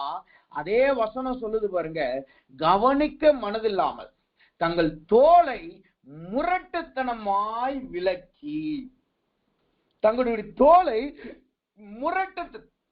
முரட்டுத்தனமாய் விலக்கி. அது எதை காட்டுகிறது? நீங்க அவங்ககிட்ட போய் ஏதாவது ஒரு உதவி கேளுங்க வச்சுக்கோங்கமே, அப்படிப்பட்ட மனுஷர்கிட்ட போய் ஏதாவது ஒரு காரியம், ஏதாவது ஒரு ஆலோசனை, ஏதாவது ஒரு அட்வைஸ், அல்லது ஒரு சிறு உதவி, ரொம்ப பெருசு இல்ல, சின்ன உதவி நீங்க கேளுங்க, உடனே உடனே அவர்கள் உங்களுக்கு உதவி செய்கிறேன் என்கிற வார்த்தை அவர்கள் வாயிலிருந்து வராது. அப்படியே அவர்கள் தோலை திருப்பி கொண்டு போவார்கள். அந்த வார்த்தை அழகாய் சொல்லுது பாருங்க, தங்கள் தோலை முரட்டுத்தனமாய் விலக்கி. இந்த தோள்பட்டை அவர்கள் கொடுத்து உங்களை தாங்க மாட்டார்கள். நீங்க அவர்களுடைய தோல் கிடைக்கும், அவர்கள் அவங்ககிட்ட போய் பேசினா எனக்கு ஒரு ஆலோசனை கிடைக்கும், அல்லது அவங்க எனக்கு உதவி செய்வார்கள், அல்லது அவங்க எனக்கு ஏதாவது ஒரு கொஞ்சம் நம்பிக்கைனாலும் கொடுப்பாங்க, அல்லது யார்கிட்டயாவது ஷேர் பண்ணணும்ப்பா, அவர்கிட்ட கொஞ்சம் போய் சும்மானாலும் ஷேர் பண்ணிட்டு வருவோம்னு சொல்லி போவீங்க. அவர்களிடத்துல நீங்க தோலை தேடி போவீர்கள், ஆனால் சாய்ந்து கொள்ள அவர்களுக்கு தோலை கொடுக்க மாட்டார்கள். அது உங்களிடத்திலிருந்து அந்த தோலை முரட்டுத்தனமாய் விலக்கி கொள்ளுவார். சில நேரங்கள்ல நண்பர்களோடு நடந்து போகும்போது, அல்லது யாரோடு நல்ல தெரிஞ்சவங்களோட நீங்க நடந்து போகும்போது அவங்க மேல கைய வச்சுட்டோ அல்லது அவர்களை சாஞ்சிட்டு நீங்க போனீங்கன்னா, சடக்குன்னு தெரியாம விலகினாலோ அல்லது சடக்குன்னு விலகினாங்கன்னா நம்ம தடுமாறி விழுகிற மாதிரி போவோம். அதே போலதான் இந்த காரியத்தை காட்டுகிறது. அவர்களை நம்பி போவோம், ஆனா அப்படியே நம்ம தரையில விழுந்து போவோம். அவர்கள் இருக்கிறாங்க, அவங்க உதவி செய்வாங்க அப்படின்னு சொல்லி போவோம், அல்லது நல்ல வார்த்தை வரும் என்று சொல்லி போவோம், அப்படியே நம்மை விழுக வைத்து சுக்கு நூறாய் உடைத்து விடுவார்கள். மூன்றாவதாக, இந்த முரட்டு குணம் உள்ளவர்களை குறித்து வசனம் என்ன சொல்லுகிறது? அதே சகரியாவின் புஸ்தகம் 11வது அதிகாரம் 7வது அதிகாரம் 11வது வசனம், அதே வசனம் அடுத்து கடைசியை சொல்லுது பாருங்க, ஏழாதபடிக்கு தங்கள் செவிகளை அடைத்து கொண்டு போவார்கள். தங்கள் செவிகளை அடைத்து கொள்ளுவார்கள். நீங்க என்னதான் நம்ம கதறினாலும் சரி, நம்ம அவர்கள் தோலை நம்முடைய வாழ்க்கையிலிருந்து எடுத்த பிறகு நம்ம விழுந்து போய் என்னை காப்பாற்று என்று நீங்கள் என்னதான் கதறினாலும் சரி, என்னதான் அவர்கள் இடத்துல கெஞ்சினாலும் சரி, அவர்கள் மனம் இறங்க மாட்டார்கள். அவர்கள் மனம் இறங்க மாட்டார்கள். அவர்கள் வாழ்க்கையில அவர்கள் எதையும் கவனிக்கவும் மாட்டாங்க, யாருக்கும் தோல் கொடுக்கவும் மாட்டாங்க. அதே நேரத்தில் அவர்கள் செவிகளை அடைத்து கொள்ளுவார்கள். அவர்களிடத்துல எந்த பட்சணமும் வராது, அவர்களிடத்துல எந்த நன்மையும் புறப்பட்டு வராது. நாம் கொடுத்த வார்த்தைக்குரிய நன்மையான பதில் எதுவும் அவர்களிடத்துல வராது. அவர்கள் தங்கள் செவிகளை அடைத்து கொள்ளுவார்கள். அதை விட இன்னொரு வார்த்தையை சொல்லுது பாருங்க, நான்காவதாக அவங்க எப்படி இருப்பாங்களாம்.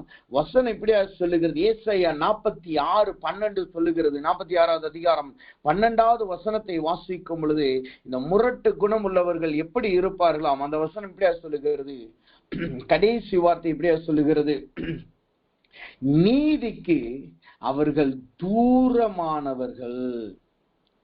நீதிக்கு அவர்கள் தூரமானவர்கள். இந்த வசனத்தை வாசிக்கிறேன் பாருங்க. முரட்டு இருதயம் உள்ளவர்களே, நீதிக்கு தூரமானவர்களே. இந்த முரட்டு குணம் உள்ளவர்கள் எப்படி இருப்பார்களாம்? அவர்கள் நீதிக்கு தூரமாய் காணப்படுவார்கள். நீங்க அவர்களிடத்துல எந்த நீதியான காரியத்தை எதிர்பார்க்க முடியாது, எந்த ஒரு நன்மையான காரியத்தை எதிர்பார்க்க முடியாது. இதுதான் நல்லது, இப்படிதான் நம்ம வாழணும், இப்படிதான் செய்யணும் என்று நல்லவர்களுக்குள்ளே செம்மையான இருதயம் அவர்களிடத்துல இருக்காது. தூஷணமான வார்த்தையை பேசக்கூடாது, பொறுமையாய் இருக்கணும் என்கிற எண்ணம் அவர்களிடத்துல இருக்காது. அவர்கள் நீதிக்கு தூரமாயிருப்பார்கள். அவர்கிட்ட போனீங்கன்னா நீதியான காரியத்தை எதையும் நாம் பெற்றுக்கொள்ள முடியாது. நீதியான காரியம் அவர்கள் வாழ்க்கையில எதையும் நாம் பார்க்க முடியாது. அவர்களை பார்த்தாலே தோணும், நாம் போய் அவர்களுக்கு ஏன் கனத்தை கொடுக்கணும் என்கிற எண்ணம் நம்மளுக்குள் வரும். நான் ஏன் போய் என்னுடைய கனத்தை ஏன் போய் நான் அவங்களிடத்துல கொடுத்து குப்பையில போடணும் என்கிற எண்ணம் நம்மளுக்குள் வரும். அநேக பேர் சொல்லுறது கேட்டிருக்கிறேன். நீங்க சொல்லுவாங்க, அவன் அப்படிப்பட்டவன், அவன்கிட்ட போய் நீ ஏன்பா பேசுற, அவங்கிட்ட போய் ஏன்பா நீ மரியாதை கொடுக்கிற அப்படின்னு சொல்லுவார்கள். ஆனா வசனம் என்ன சொல்லுகிறது? உலகம் அப்படி கேட்கலாம், ஆனா வசனம் சொல்லுது, அவர்களுக்கு நாம் கொடுக்க வேண்டிய கனத்தை நாம் கொடுத்தே ஆகணும். இன்றைக்கு அநேக தேவ பிள்ளைகள் வாழ்க்கையிலே தேவன் இதை எதிர்பார்க்கிறார். இன்றைக்கு நாம இந்த உலகம் இன்றைக்கு எப்படி மாறிடுச்சு தெரியுமா? எனக்கு அவங்க கனத்தை கொடுத்தா நான் கனத்தை கொடுக்கிறேன், அவன் எனக்கு முரட்டு குணமுள்ளவனா இருந்தா நான் முரட்டு குணமுள்ளவனாய் காணப்படுவேன். அந்த மனுஷன் வாழ்க்கையில முரட்டு குணமுள்ளவனாய் காணப்பட்டா நானும் அவன் இடத்துல சண்டை போடுகிறவனாய் இருப்பேன். அவங்களுக்கெல்லாம் நான் மரியாதை கொடுக்கணும்னு அவசியம் கிடையாது என்று சொல்லுவார். ஆனா வசனம் என்ன சொல்லுகிறது? அவர்களுக்கு நாம் கொடுக்க வேண்டிய கனத்தை நாம் கொடுக்கணும். அவர்கள் நம் குடும்பத்துல ஒருத்தரா இருக்கலாம், உங்களோட மூத்தவங்களா இருக்கலாம், அதற்குரிய கனத்தை நீங்க கொடுக்கணும். அல்லது உங்களுக்கு அதிகாரியாய் காணப்படலாம், அந்த அதிகாரி என்கிற கனத்தை நீங்க கொடுக்கணும். அல்லது உங்களுடைய ஊழியக்காரராய் கூட இருக்கலாம், அவருக்கு நீங்க கனத்தை கொடுக்கணும். அது உங்களுடைய கணவராகவோ மனைவியாகவோ பிள்ளைகளாய் இருக்கலாம். யாராயிருந்தாலும் சரி, அவர்கள் முரட்டு குணமுள்ளவர்களாய் இருந்தாலும் சரி, அவர்கள் நீதியை விட்டு தூரமாய் இருந்தாலும் சரி, அவர்களுக்கு கொடுக்க வேண்டிய கனத்தை நாம் கொடுக்க வேண்டும் என்று கர்த்தர் எதிர்பார்க்கிறார். இது மிகவும் கடினமான விஷயம். பேசுகிறதுக்கும் சொல்லுறதுக்கும் கேட்கிறதுக்கும் எளிதா இருக்கலாம், ஆனா இது மிகவும் கடினமான விஷயம். அநேக நேரம் நான் சில இடங்கள்ல போகும்போதெல்லாம் அவர்கள் பேசுகிற வார்த்தைகள் அல்லது நம்மளை அப்ரோச் பண்ற விதத்தை பார்த்தாலே அதுவே நம்மளுக்கு ஒரு மாறி தோணும். எதுக்கு இந்த இடத்துக்கு வந்தோம், எதுக்கு இந்த இடத்துல இருக்கிறோம், எதனால நம்ம வந்தோம், இப்படிலாம் நம்ம இழிவடையணுமா, இப்படிலாம் நம்ம இறங்கி போகணுமா என்கிற எண்ணம் வரும்.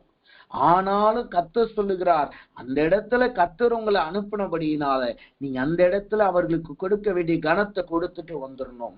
அவர்களுக்கு கொடுக்க வேண்டிய கனத்தை நம்ம கொடுத்துட்டு வரணும். இதில் காட்டிலும் இந்த முரட்டு குணமுள்ளவர்களை குறித்து வசனம் இன்னொரு வார்த்தை சொல்லுவது பாருங்க. அதே ஏசாயாவின் புத்தகம் 65வது அதிகாரம் 2வது வசனத்தை வாசிக்கும் பொழுது சொல்லுகிறது, நலமல்லாத வழிகளிலே தங்கள் நினைவுகளின்படி நடக்கிற முரட்டு குணமான ஜனத்தண்டைக்கு.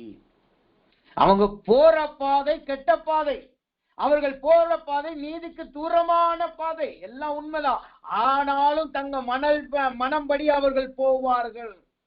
இதை சிம்பிளா எப்படி புரிஞ்சுக்கிறது? அவங்க சொல்றதுதான் வேத வாக்கு, அவங்க சொல்றதைத்தான் நம்ம செய்யணும், அவர்கள் சொல்றதுதான் சரி. அதை நீங்க சரின்னு ஏற்றுக்கொள்ளாம அவங்க சொல்றபடி நீங்க நடக்கலைனா உடனே கோபப்படுவார்கள். உடனே அந்த இடமே ஒரு புயல் வந்த இடத்தை போல மாறி போகும். அவங்க நம்ம பேசுகிறதுக்கு ஒரு வார்த்தை கூட காது கொடுக்க மாட்டார்கள், ஒரு வார்த்தையை கூட கேட்க மாட்டார்கள். அவங்க சொல்லுவாங்க, நான் உன் அதிகாரி, நான் உன் குடும்பத்துல நான் தலைவனா இருக்கிறேன், நான் இந்த குடும்பத்துல தானே இருக்கிறேன், நான் உன்னை கூட மூத்தவன் தானே, நான் என்னதானே உன்னை ஃபாலோ பண்ண சொல்லி இருக்கிறாங்கன்னு சொல்லி அவர்கள் செய்கிறதை செய்வார்கள். ஆனால் அவர்களுக்கு தெரியும் அது நலமான பாதை அல்ல. அவர்களுக்கு தெரியும் நலமான பாதை அல்ல என்பது நன்றாய் தெரியும். ஆனாலும் தங்களுடைய நினைவுகளின்படி அவர்கள் போவார்கள். இப்படிப்பட்டவர்கள் தான் முரட்டு குணமுடையவர்கள், இப்படிப்பட்டவர்கள் தான் முரட்டு குணமுடையவர்களாய் காணப்படுகிறார்கள். அநேகருடைய இருதயத்தை வழிவிலகி போக பண்ணுகிறவர்களாய் காணப்படுவார்கள். ஆனாலும் அப்படிப்பட்ட ஜனத்திற்கு கர்த்தர் இன்றைக்கு சொல்லுகிறார், இந்த மாதத்தில் அவர்களுக்கு கொடுக்க வேண்டிய கனத்தை நாம் கொடுக்க வேண்டும் என்று தேவன் எதிர்பார்க்கிறார். அதை நாம் கொடுக்க வேண்டும் என்று எதிர்பார்க்கிறார். இன்றைக்கு தேவ சமூகத்துல வந்திருக்கிறான். எத்தனை பேர் அப்படிப்பட்ட கனத்தை கொடுக்க ஆயத்தமாய் இருக்கிறோம்? கர்த்தர் சொல்லிட்டார், கர்த்தர் என்னை பொறுமையா இருக்க சொல்லிட்டார், கர்த்தர் என்னை தாழ்ந்து போக சொல்லிட்டார், கர்த்தர் என்னை இந்த இடத்துல இருக்க சொல்லிட்டார். அதனால நான் பல்ல கடிச்சிட்டு கர்த்தருக்காய் நான் நிற்பேன். ஆனாலும் அந்த மனுஷனை நான் தூசிக்க மாட்டேன். கர்த்தருக்காக அவன் துர்க்குணமுடையவனாய் இருந்தாலும் சரி, முரட்டு குணமுடையவனாய் இருந்தாலும் சரி, அவனுக்கு கீழ்ப்படிந்து நான் காணப்படுவேன் என்று எத்தனை பேர் நாம் சொல்ல முடியும்? இன்றைக்கு உலகம் கற்றுக் கொடுக்கிறது என்ன தெரியுமா? இப்படிப்பட்ட காரியத்துல இப்படிப்பட்ட ஜனங்களுக்கு நீங்க உங்க கணத்தெல்லாம் கொடுக்க தேவையில்லை, நீங்க அந்த இடத்தை விட்டு ஓடி வந்துருங்க, அந்த இடத்தை விட்டு நீங்க வெளியில வந்துருங்க என்று உலகம் கற்றுக் கொடுக்கிறது. ஆனா கர்த்தர் அந்த இடத்துல உங்களை இருக்க வச்சுட்டா நீங்க அந்த இடத்துலதான் நீங்க நிலைச்சு நிக்கணும். உலகம் ஓடலாம், உலகம் எந்த பக்கத்திலையும் ஓடலாம், உலகம் என்னமோ நம்ம பேசலாம். கர்த்தருடைய வார்த்தை தான் நம்மளுக்கு வேத வாக்கு, கர்த்தருடைய வார்த்தை தான் நமக்கு ஜீவனுள்ள வார்த்தை. அப்ப கர்த்தருடைய வார்த்தை சொல்லுது, முரட்டு குணமுடையவர்களுக்கு நீங்க கொடுக்க வேண்டிய கனத்தை கண்டிப்பாய் நீங்கள் கொடுத்தே ஆகணும். முரட்டு குணமுடையவர்களுக்கு நாம் கொடுக்க வேண்டிய கனத்தை கொடுத்தே ஆகணும். அப்ப தேவ வசனத்தை கேட்கிற நாம் இன்றைக்கு அப்படிப்பட்ட கிருபையை நாம் பெற்றுக்கொள்வோமாக. இன்னொன்னு தெரியுமா? இப்படிப்பட்ட காரியங்களை நாம் செய்வதற்கு, அவர்களுக்கு கனத்தை கொடுக்கிறதுக்கு நம்மளுக்கு நல்ல பொறுமை அவசியம், நல்ல சாந்த குணம் அவசியம். அதுக்கு நமக்கு தேவனிடத்திலிருந்து ஒரு பெரிய கிருபை அவசியம். இது தேவ பலன் இருந்தால் மாத்திரமே நம்மளால் செய்ய முடியும். தேவ பலன் இருந்தால் மாத்திரமே அப்புறம் அப்படி நம்மளால் நடக்க முடியும். இல்லாவிட்டால் நாம உலகத்தை போல எனக்கு நீ மரியாதை கொடுக்கலப்பா, நான் உன்னை தூக்கி எறிகிறேன்னு சொல்லிட்டு நாம் அப்படியே அவர்கள் கொடுக்க வேண்டிய கனத்தை விட்டுட்டு வெளியிலே வந்து விடுவோம். இதற்கு நல்ல உதாரணம் யார் தெரியுமா? அபிகாயில். அபிகால் குறித்து வேதம் சொல்லுகிறது, நாபால் அவன் குடிகாரனாயும் மோசமான மனிதனாயும் முரட்டு குணமுடையவனாய் காணப்பட்டான் என்று 1 சாமுவேல் புத்தகம் 25வது அதிகாரத்திலே நாம் பார்க்க முடியும். ஆனால் அதே முரட்டு குணமுடையவன்தான், அதே பேலியாளின் பிள்ளைகள் இடத்துலதான், அதே நாபாலின் இடத்துலதான் ஒரு ஸ்திரீ அவனுக்கு மனைவியாய் காணப்பட்டாள். அவள் தான் அபிகாயில். தாவீது கேட்கிறான், நான் உங்களுடைய ஆடுகளை நாங்க எடுத்தது கிடையாது, உங்க ஜனங்களுக்கு நாங்க உதவி பண்ணி இருக்கிறோம், அவர்களை பாதுகாத்து இருக்கிறோம், எங்களுக்கு நீங்க மயிர் கத்திருக்கிற நாட்களா இருக்கிறபடினால் எங்களுக்கு நீங்க கொஞ்சம் ஆகாரத்தை கொடுங்க, கொஞ்சம் உதவி பண்ணுங்கன்னு சொல்லி தாவீது தன் ஆட்களை அனுப்பி கேட்கிறான். ஆனா நாபால் என்ன சொல்றான் தெரியுமா? ஓடி வந்தவனுக்கு நான் கொடுக்க மாட்டேன், பேர் தெரியாதவனுக்கு நான் கொடுக்க மாட்டேன் என்று சொல்லி தாவீதை கிண்டல் செய்கிறதும் கேலி செய்கிறதுமா இருந்தான். அது மாத்திரமல்ல, அவன் குடித்து வெறிக்கிற துர்க்குணமுடையவனாய் காணப்பட்டான். ஆனால் அபிகாயில் என்ன செய்தால் பார்த்தீங்களா? அவனுக்கு கொடுக்க வேண்டிய கணவன் என்கிற கணத்தை கொடுத்துட்டு, 2வது அவன் குடும்பம் காக்கப்படும்படியாய், அவன் ஜனம் காக்கப்படும்படியாய். ஏன்னா தாவீதுக்கு இப்ப வார்த்தை போயிருச்சு. உடனே தாவீது தன்னுடைய ஆட்களோடு பட்டயத்தோடு புறப்பட்டு வர்றான். இப்ப அவங்க குடும்பத்தை காக்கணும், ஜனத்தை காக்கணும். அதனால் உடனே ஆடுகளை வெட்டுகிறான், அங்க இருக்கிற ஆகாரத்தை தயாரிக்கிறான். உடனே தாவீதை நோக்கி ஓடுகிறவளாய் காணப்பட்டார். அவன் கணவனுக்கு கொடுக்க வேண்டிய கணம் அங்கு இருந்தது. அதே நேரத்திலே தன் குடும்பத்தை காக்க வேண்டிய காரியத்தில் அவன் உண்மையாய் காணப்பட்டாள். அதனாலதான் கர்த்தர் அவள் வாழ்க்கையை வைத்து ராஜாவின் ராஜஸ்திரியாய் மாற்றுகிறதை நாம் பார்க்க முடியும். அப்ப கர்த்தர் சொல்லுகிறார், இன்றைக்கு உங்க வாழ்க்கையில உங்க அதிகாரி உங்களுக்கு முரட்டு குணம் உள்ளவர்களாய் இருக்கிறாங்களா? நீங்க வேலை செய்யற இடத்துல உங்களுக்கு தேவையில்லாம எப்ப பார்த்தாலும் முரட்டுத்தனமா உங்களை நடத்துகிறார்களா?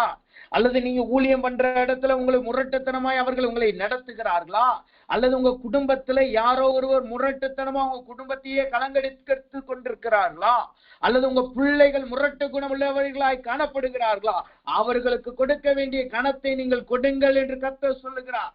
அவர்களை நாம் நியாயம் தீர்க்க கூடாது. நாம் நியாயம் தீர்க்கும்படி அவர்களை நாம் அழைக்கப்படவில்லை. நாம் இந்த பூலோகத்திலே கர்த்தருக்காய் ஜீவிக்கும்படியாகவும் அவர்களுக்கு கொடுக்க வேண்டிய கனத்தை கொடுக்கும்படியாக கர்த்தர் நம்மளை அழைத்திருக்கிறார்.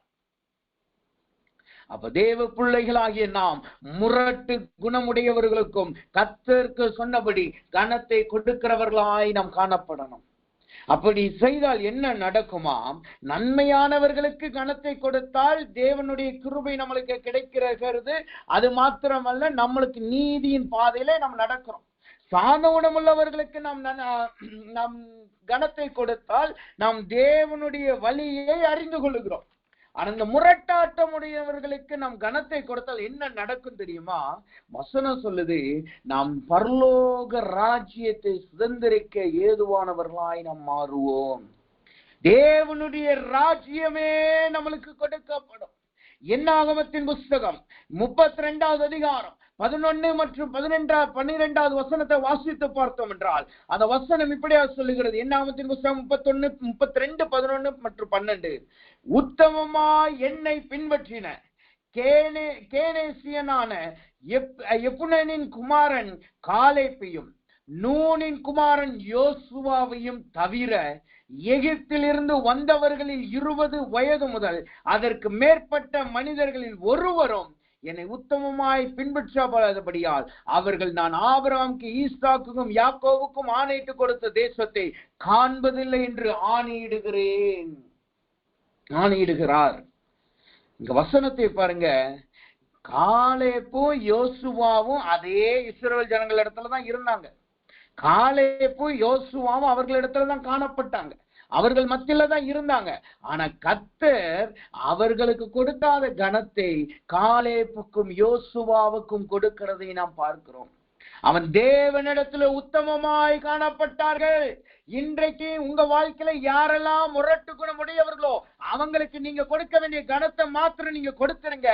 அதுல நீங்க உண்மையாய் கர்த்தருக்கு முன்பாய் இருந்துருங்க. கர்த்தர் உங்களை பரலோக கானானை தரிசிக்கும்படியா தம்முடைய ராஜ்யத்தில் உங்களை அங்கீகரித்துக் கொள்ளுவார். நீங்கள் பரலோக ராஜ்யத்தை அங்கீகரிக்க முடியும். அதிலே நம்மளால் நுழைய முடியும். நம்ம போறது பாடுகளின் பாதை தான். நம்ம தாழ்மையின் பாதையில தான் போறோம். நம்ம இழிவின் பாதையில தான் போறோம். அவர்களுக்கு கனத்தை கொடுக்கிறோம். தகுதி இல்லாதவர்களுக்கு கனத்தை கொடுக்கிறோம். அவங்க நீதியை விட்டு தூரமாக தான் இருக்கிறார்கள். ஆனாலும் கர்த்தர் சொன்னதின்படி நாம் நடந்து கர்த்தருக்கு உண்மையா இருந்துட்டா போதும். அது நம்மளை பரலோக ராஜ்யத்துக்கு அங்கீகாரம் உள்ளவர்களாய் நம்மளை மாற்றுகிறது. நன்மை செய்கிறவர்களுக்கு நம்ம கனத்தை கொடுத்தால் அது நம்மளை நீதிமானின் வழியில தான் நம்மளை நடத்துது. சாந்தம் உள்ளவர்களுக்கு நாம் கனத்தை கொடுத்தால் அது தேவனுடைய வழியை நாம் அறிந்து கொள்ள முடியும். இது ரெண்டுமே பூமியில நம்மளுக்கு கிடைக்கும். ஆனா முரட்டு குணம் உள்ளவர்களுக்கு கனத்தை கொடுத்துட்டா பூமியிலே மாத்திரம் ஆசீர்வாதம் அல்ல, நாம் மரித்தாலும் சரி நாம் பரலோகத்தை சுதந்திரிக்கிறவர்களாய் நாம் மாறுவோம். நாம் பரலோகத்தை சுதந்திரிக்கிறவர்களாய் மாறுவோம். இந்த பரலோகத்தை சுதந்திரிக்க கூடாதபடியினாலதான் சத்ருவானவன் இன்றைக்கு அநேக பேரை வஞ்சிக்கிறான். எப்படி வஞ்சிக்கிறான்? அவர்கள் எனக்கு கனத்தை கொடுத்தா நான் கனம் கொடுப்பேன். அவங்க என்கிட்ட மூர்க்கமாய் நடந்தால் நான் மூர்க்கமாய் நடப்பேன். அவர்கள் எனக்கு இழிவாய் நடத்தினால் நான் அவங்களை இழிவாய் நடத்துவேன். இப்படிப்பட்ட வார்த்தைகளை கொடுத்து தேவ பிள்ளைகளே இன்றைக்கு மாறி போகிறார்கள். அநேக போதகர்களே இதில் விழுந்து போகிறார்கள். ஆனால் இன்றைக்கு தேவனுடைய பிள்ளைகளாய் இந்த சத்தத்தை கேட்டுக்கொண்டிருக்கிற நாம் இதிலே ஜாக்கிரதையா இருப்போமாக. முரட்டு குணம் உள்ளவர்களுக்கும் கொடுக்க வேண்டிய கனத்தை நாம் கொடுக்க தவறாமல் இருப்போமாக. கர்த்தர் நம்மளுக்கு பரலோக ராஜ்யத்தை கொடுக்கிறார். அவர் ராஜ்யத்திலே பங்குள்ளவர்களாய் நம்மளை மாற்றா. அப்ப இந்த முரட்டு குணம் உள்ளவர்களை கர்த்தர் என்ன செய்வாரா? வசனம் சொல்லுது. வசனம் சொல்லுகிறது 1 சாமுவேலின் புஸ்தகம் 15வது அதிகாரம் 23வது வசனத்தை வாசிக்கும் பொழுது அந்த வார்த்தை இப்படியே சொல்லுது பாருங்க. ரெண்டகம் பண்ணுதலும் பில்லிசூனிய பாவத்திற்கும் முரட்டாட்டம் பண்ணுதல் அவபக்திக்கும் விக்கிரக ஆராதனைக்கும் சரியாய் இருக்கிறது. நீ கர்த்தருடைய வார்த்தையை புறக்கணித்தபடியினால் அவர் உன்னை ராஜாவாய் இராதபடி புறக்கணித்து தள்ளினார். கர்த்தர் நாம் அவர்களுக்கு உத்தமாய் இருந்து அந்த முரட்டு குணமுள்ளவர்களுக்கும் கனத்தை கொடுத்தால் கர்த்தர் நம்மளை பரலோகத்தில் சேர்த்துக் கொள்வார். அவர்களையோ தேவன் புறக்கணிப்பார். இந்த பூமியில வேணா அவங்களுக்கு எல்லா அதிகாரம் இருக்கலாம். பூமியில வேணா அவங்க உங்களை ஏளனமாய் நினைக்கலாம். பூமியில வேணா அவங்க சொல்லலாம், நான் இவ்வளவு கோபப்படுறேன், நான் இவ்வளவு மூர்க்கமா இருக்கிறேன், அவன் என்னை விட்டு ஓடி போக மாட்டான், அந்த மகன் என்னை விட்டு ஓடி போக மாட்டான், என் கணவன் என்னை விட்டு ஓடி போக மாட்டான், எனக்கு கீழே வேலை செய்கிற ஓடி போக மாட்டான் என்று சொல்லி உங்களை குறித்த தவறான புரிதலுடையவர்களாய் அவர்கள் காணப்படலாம். தங்களை மேன்மையாய் அவர்கள் எண்ணலாம். ஆனால் கர்த்தர் சொல்லுகிறார், அவர்களையோ தேவன் புறக்கணிப்பார். இன்றைக்கு அவர்கள் உங்களுக்கு மூர்க்க குணமுடையவர்களாய் காணப்படுகிறார்களா? உங்களிடத்துல தேவையில்லாமல் கோபப்படுகிறார்களா? மூர்க்க உடையுள்ள முகத்தை உடையவர்களாய் காணப்படுகிறார்களோ? ஒரு காலம் வரப்போகிறது, கர்த்தர் உங்களை கனப்படுத்துவார், அவர்களையோ தேவன் புறக்கணிப்பார். இது யாருடைய வாழ்க்கையில நடந்துச்சுன்னு தெரியுமா? ஒரு உதாரணம் சொல்லுகிறது, வேதம் சொல்லுகிறது. ஐஸ்வர்யவானும் லாசரஸ். ஐஸ்வர்யவானும் லாசரஸ். ஐஸ்வர்யவான் தன் மூர்க்க குணம் உள்ளவனாய் இருந்தான். ஏன்னா அவன் சாப்பிடுறான், அவன் மேசையில இருக்க கீழே விடுற துணிக்கையத்தான் இந்த லாசரஸ் சாப்பிடுறான்னு தெரியும். கொஞ்சம் சாப்பாடு கொடுத்திருந்திருக்கலாம், கொஞ்சம் நன்மை செய்திருக்கலாம். ஆனால் ஒரு விதத்திலும் இந்த லாசருக்கு அவன் நன்மை செய்யல. அவன் நினைத்தான், லாசரு இழிவானவன், நான் நல்லவன், நான் நீதியின் பாதையில போறேன்னு நினைச்சான். ஆனா அவன் போய்கொண்டிருந்த பாதை நலமில்லாத பாதை. அவன் விருப்பத்தின்படி போய்கொண்டிருந்தான். ஆனா லாசருசுவோ அதுல அமைதியா இருந்தான். ஆனா முடிவு என்னவாச்சு? அந்த ஐஸ்வர்யவான் நரகத்துக்கு போனான். பரலோக ராஜ்யம் அவனுக்கு புறக்கணிக்கப்பட்டது. ஆனால் லாசருவோ ஆபிரகாமின் மடியிலே உட்கார்ந்தான். இன்றைக்கே கர்த்தர் சொல்லுகிறார், உங்களை இழிவுபடுத்துகிறார்களா? உங்க வாழ்க்கை இழிவின் வாழ்க்கையாய் காணப்படுகிறதா? உங்களை எப்ப பார்த்தாலும் குட்டிக்கிட்டு இருக்காங்களா? நீங்க பேசுற வார்த்தையை அவங்க கேட்கிறதே கிடையாதா? அவங்க சொன்னதை தான் நீங்க செய்யணும் என்று உங்களை கட்டாயப்படுத்துகிறார்களா? கர்த்தர் சொல்லுகிறார், அவர்களுக்கு கொடுக்க வேண்டிய மரியாதையும் கனத்தையும் நீங்க கொடுங்க, கர்த்தர் அவர்களை சந்திப்பார். நீங்க நியாயம் தீர்க்க தேவையில்லை, நீங்க அவர்களோடு யுத்தம் பண்ண தேவையில்லை, கர்த்தர் அவர்களை சந்திப்பார். நாமோ பரலோக ராஜ்யத்திற்குள் நுழைவோம். இதுதான் இந்த மாதத்தின் ஆசீர்வாதம். நீதிமானின் வழியிலே கர்த்தர் நம்மளை நடக்க பண்ண செய்ய போகிறார். எப்படி? நன்மையானவர்களுக்கு, நல்லவர்களுக்கு கனத்தை கொடுக்கிறபடியினால். தேவனுடைய வழியை இந்த மாதத்திலே கர்த்தர் நம்மளுக்கு வெளிப்படுத்த போகிறார். எப்படி?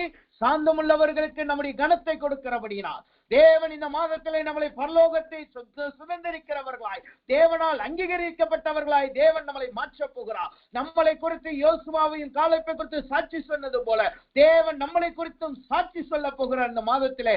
எப்படி? முரட்டு குணமுள்ளவர்களுக்கு நாம் கனத்தை கொடுக்கும் பொழுது. இதுதான் இந்த வேதத்தின் ரகசியமாய் இருக்கிறது. வசனத்திலே கர்த்தர் சொல்லுகிறார், எல்லாருக்கும் கனத்தை கொடுங்கன்னா, நான் உங்களை நீதியின் பாதையில, நீதிமான் வழியிலே வைக்க போகிறேன். நான் உங்களுக்கு பரலோக ராஜ்யத்தை சுதந்திரிக்கத்தக்கதாய் உங்களை குறித்து நான் சாட்சி சொல்ல போகிறேன். உங்களுடைய வழியை குறித்து நான் உங்களுக்கு வெளிப்படுத்த போகிறேன் என்று கர்த்தர் சொல்லுகிறார். அப்ப தேவ சமூகத்துல வந்திருக்கிற நாம் இப்பொழுது கண்களை நாம் மூட போகிறோம். மூடி தேவ சமூகத்துல சொல்ல போகிறோம், ஆண்டவரே எனக்கு கிருபை தாங்க. நான் மீண்டும் சொல்லுகிறேன், தேவனுடைய கிருபையும் தேவனுடைய பலனும் இல்லாவிட்டால் இதை நம்மளால் செய்ய முடியாது. இதுல இருந்து விதிவிலக்கு யாருமே கிடையாது. எனக்கும் தேவனுடைய கிருபை இல்லைனா, தேவனுடைய பலன் இல்லைனா என்னால கண்டிப்பா செய்ய முடியாது. உங்களுக்கும் அதேதான். தேவனுடைய கிருபையும் தேவ பலன் இல்லைன்னா இந்த காரியத்தை நம்ம செய்ய முடியும். ஏன் தெரியுமா? நாம் மனிதர்களாய் காணப்படுகிறோம். நம்மளுக்கென்று ஒரு ஈகோ இருக்கிறது, நம்மளுக்கென்று ஒரு தமிழ் என்ன சொல்லுவாங்க தெரியல, நம்மளுக்கென்று ஒரு பிரஸ்டீஜ் இருக்கிறது. அதை நம்ம விட்டு கொடுக்க சில நேரம் நம்மளுடைய மனசு ஒத்துக்கிறாது. ஆனா தேவ பலன் இருந்துச்சுன்னா போதும், தேவனுடைய கிருபை இருந்துட்டா போதும், தேவனுடைய கிருபை நம்மளுக்கு கிடைச்சிட்டா போதும், நாம எல்லா இடத்திலும் கர்த்தருக்காய் தாழ்மையாய் போக முடியும். இதுதான் தாழ்மையின் ஜீவியத்தை காட்டுகிறது. இதுதான் மனத்தாழ்மையாய் இருக்கும்படி கர்த்தர் சொல்லுகிறார். அப்ப இப்பொழுது நாம் ஜெபிக்க போகிறோம். ஆண்டவரே எனக்கு அந்த கிருபையை கொடுங்க, எனக்கு அந்த பலத்தை கொடுங்க, எனக்கு அந்த வைராக்கியத்தை கொடுங்க. நான் எல்லாருக்கும் கனத்தை கொடுக்கணும். சிறியவர்கள் அல்ல, பெரியவர்கள் அல்ல, முதியவர்கள் அல்ல, வயோதிகர்கள் அல்ல, வாலிபர்கள் அல்ல, யாராயிருந்தாலும் சரி, அவன் நீதியை விட்டு விலகிறவனாய் இருந்தாலும் சரி, அவனுக்கு நான் கனத்தை கொடுக்கணும் என்று சொல்லுவோமாக. கர்த்தர் அப்படிப்பட்ட கிருபையிலே நம்மளை நிரப்புவார். ஒரே ஒரு காரியத்தை மாத்திரம் நாம் ஜெபிப்போமாக. எப்படி நாம் கனத்தை செலுத்தணுமாம்? வசனம் இப்படியெல்லாம் கனத்தை செலுத்தணும். ஆனா எந்த விதத்திலே நாம் செலுத்தணுமாம்? நீதிமொழிகளின் புஸ்தகம், சங்கீதங்களின் புஸ்தகம், மத்தேயின் புஸ்தகம் 15வது அதிகாரம் 8வது வசனத்தை வாசிக்கும் பொழுது அந்த வார்த்தை இப்படியாக சொல்லுகிறது, இந்த ஜனங்கள் தங்கள் வாயினால் என்னிடத்தில் சேர்ந்து தங்கள் உதடுகளினால் என்னை கனம் பண்ணுகிறார்கள், அவர்கள் இருதயமோ எனக்கு தூரமாய் விலகி இருக்கிறது. அவர்கள் இருதயமோ எனக்கு தூரமாய் விலகி இருக்கிறது. நாம கனத்தை கொடுக்கறதுக்கு ஆயத்தம் ஆயிட்டோம். தேவனுடைய வசனத்தை கேட்டு கீழ்ப்படுகிறோம். ஆனா எப்படி கனத்தை கொடுக்கணும்? நம்ம முழு இருதயத்தோடு கொடுக்கணும். கர்த்தர் சொல்லிட்டாரு, தேவ வார்த்தை சொல்லிருச்சு, இன்னைக்கு பிரசங்கம் பண்ணிட்டாங்க, அதனால நாம செய்வோம்னு சொல்லி சும்மா செய்யக்கூடாது. வேண்டா விருப்பாய் நம்ம செய்யக்கூடாது. வேண்டா விருப்பாய் நம்ம கனத்தை கொடுக்க கூடாது. முழு இருதயத்தோடு நாம் கனத்தை கொடுக்கணுமா? கர்த்தர் சொல்றாரு பாருங்க, அவர்கள் வாயினாலும் உதடுகளினாலும் கனத்தை கொடுத்தாங்க. அப்படின்னா என்ன அர்த்தம்? உலகத்தின் பார்வையில அவங்க கர்த்தருக்கு கனத்தை கொடுத்தாங்க. உலகத்தின் பார்வையில எல்லாருக்கும் கீழ்ப்படிஞ்சு போனாங்க. ஆனா அவங்க இருதயமோ தேவனை விட்டு விலகி இருந்தது. அவர்கள் இருதயமே எப்ப பார்த்தாலும் முறுமுறுச்சுக்கிட்டு இருந்துச்சு. ஏன் நான் இப்படி கனத்தை கொடுக்கணும்? இப்படி துன்மார்க்கன் கனத்தை கொடுக்கணுமா? நல்லவர்களுக்கு இப்படி கனத்தை கொடுக்கணுமான்னு சொல்லி எப்ப பார்த்தாலும் முறுமுறுத்து கொண்டிருந்தது. அதைத்தான் கர்த்தர் சொல்லுகிறார், அவர்கள் உதடுகள் எனக்கு கனத்தை கொடுத்தது, ஆனால் அவர்கள் இருதயமோ என்னை விட்டு தூரமா இருந்தது. இன்னைக்கு தேவ சமூகத்துல வந்திருக்கிற நாம் தேவனிடத்துல சொல்லுங்க, என் முழு இருதயத்தோடு நான் கனத்தை கொடுப்பேன். என் முழு இருதயத்தோடு நான் பார்க்கிற எல்லாருக்கும் என் கனத்தை கொடுப்பேன். என் முழு இருதயத்தோடு நான் அவர்களை கனம் பண்ணுவேன் சொல்லுவோமாக. அதை தேவ சமூகத்துல ஒப்பு கொடுப்போமாக. தேவ சமூகத்துல ஒப்பு கொடுக்கும் பொழுது கர்த்தர் இப்படிப்பட்ட ஒரு கிருபையை நம்மளுக்கு கொடுப்பார். நாம் ஜெபிப்போம். அன்பின் பரலோக பிதாவே, துதிக்கிறோம், ஸ்தோத்திரிக்கிறோம். இந்த நாளின் தேவனுடைய கிருபையும் தயவும் எங்களோடு கூடந்துக்காய் நன்றி செலுத்துகிறோம். ஆண்டவரே, உம்முடைய கிருபையினால் இன்று எங்களோடு பேசினதுக்காய் நன்றி செலுத்துகிறோம். ஆண்டவரே, எல்லாருக்கும் கனத்தை கொடுக்கணும் என்று சொன்னீர், அதற்காய் நன்றி செலுத்துகிறோம் கர்த்தாவே.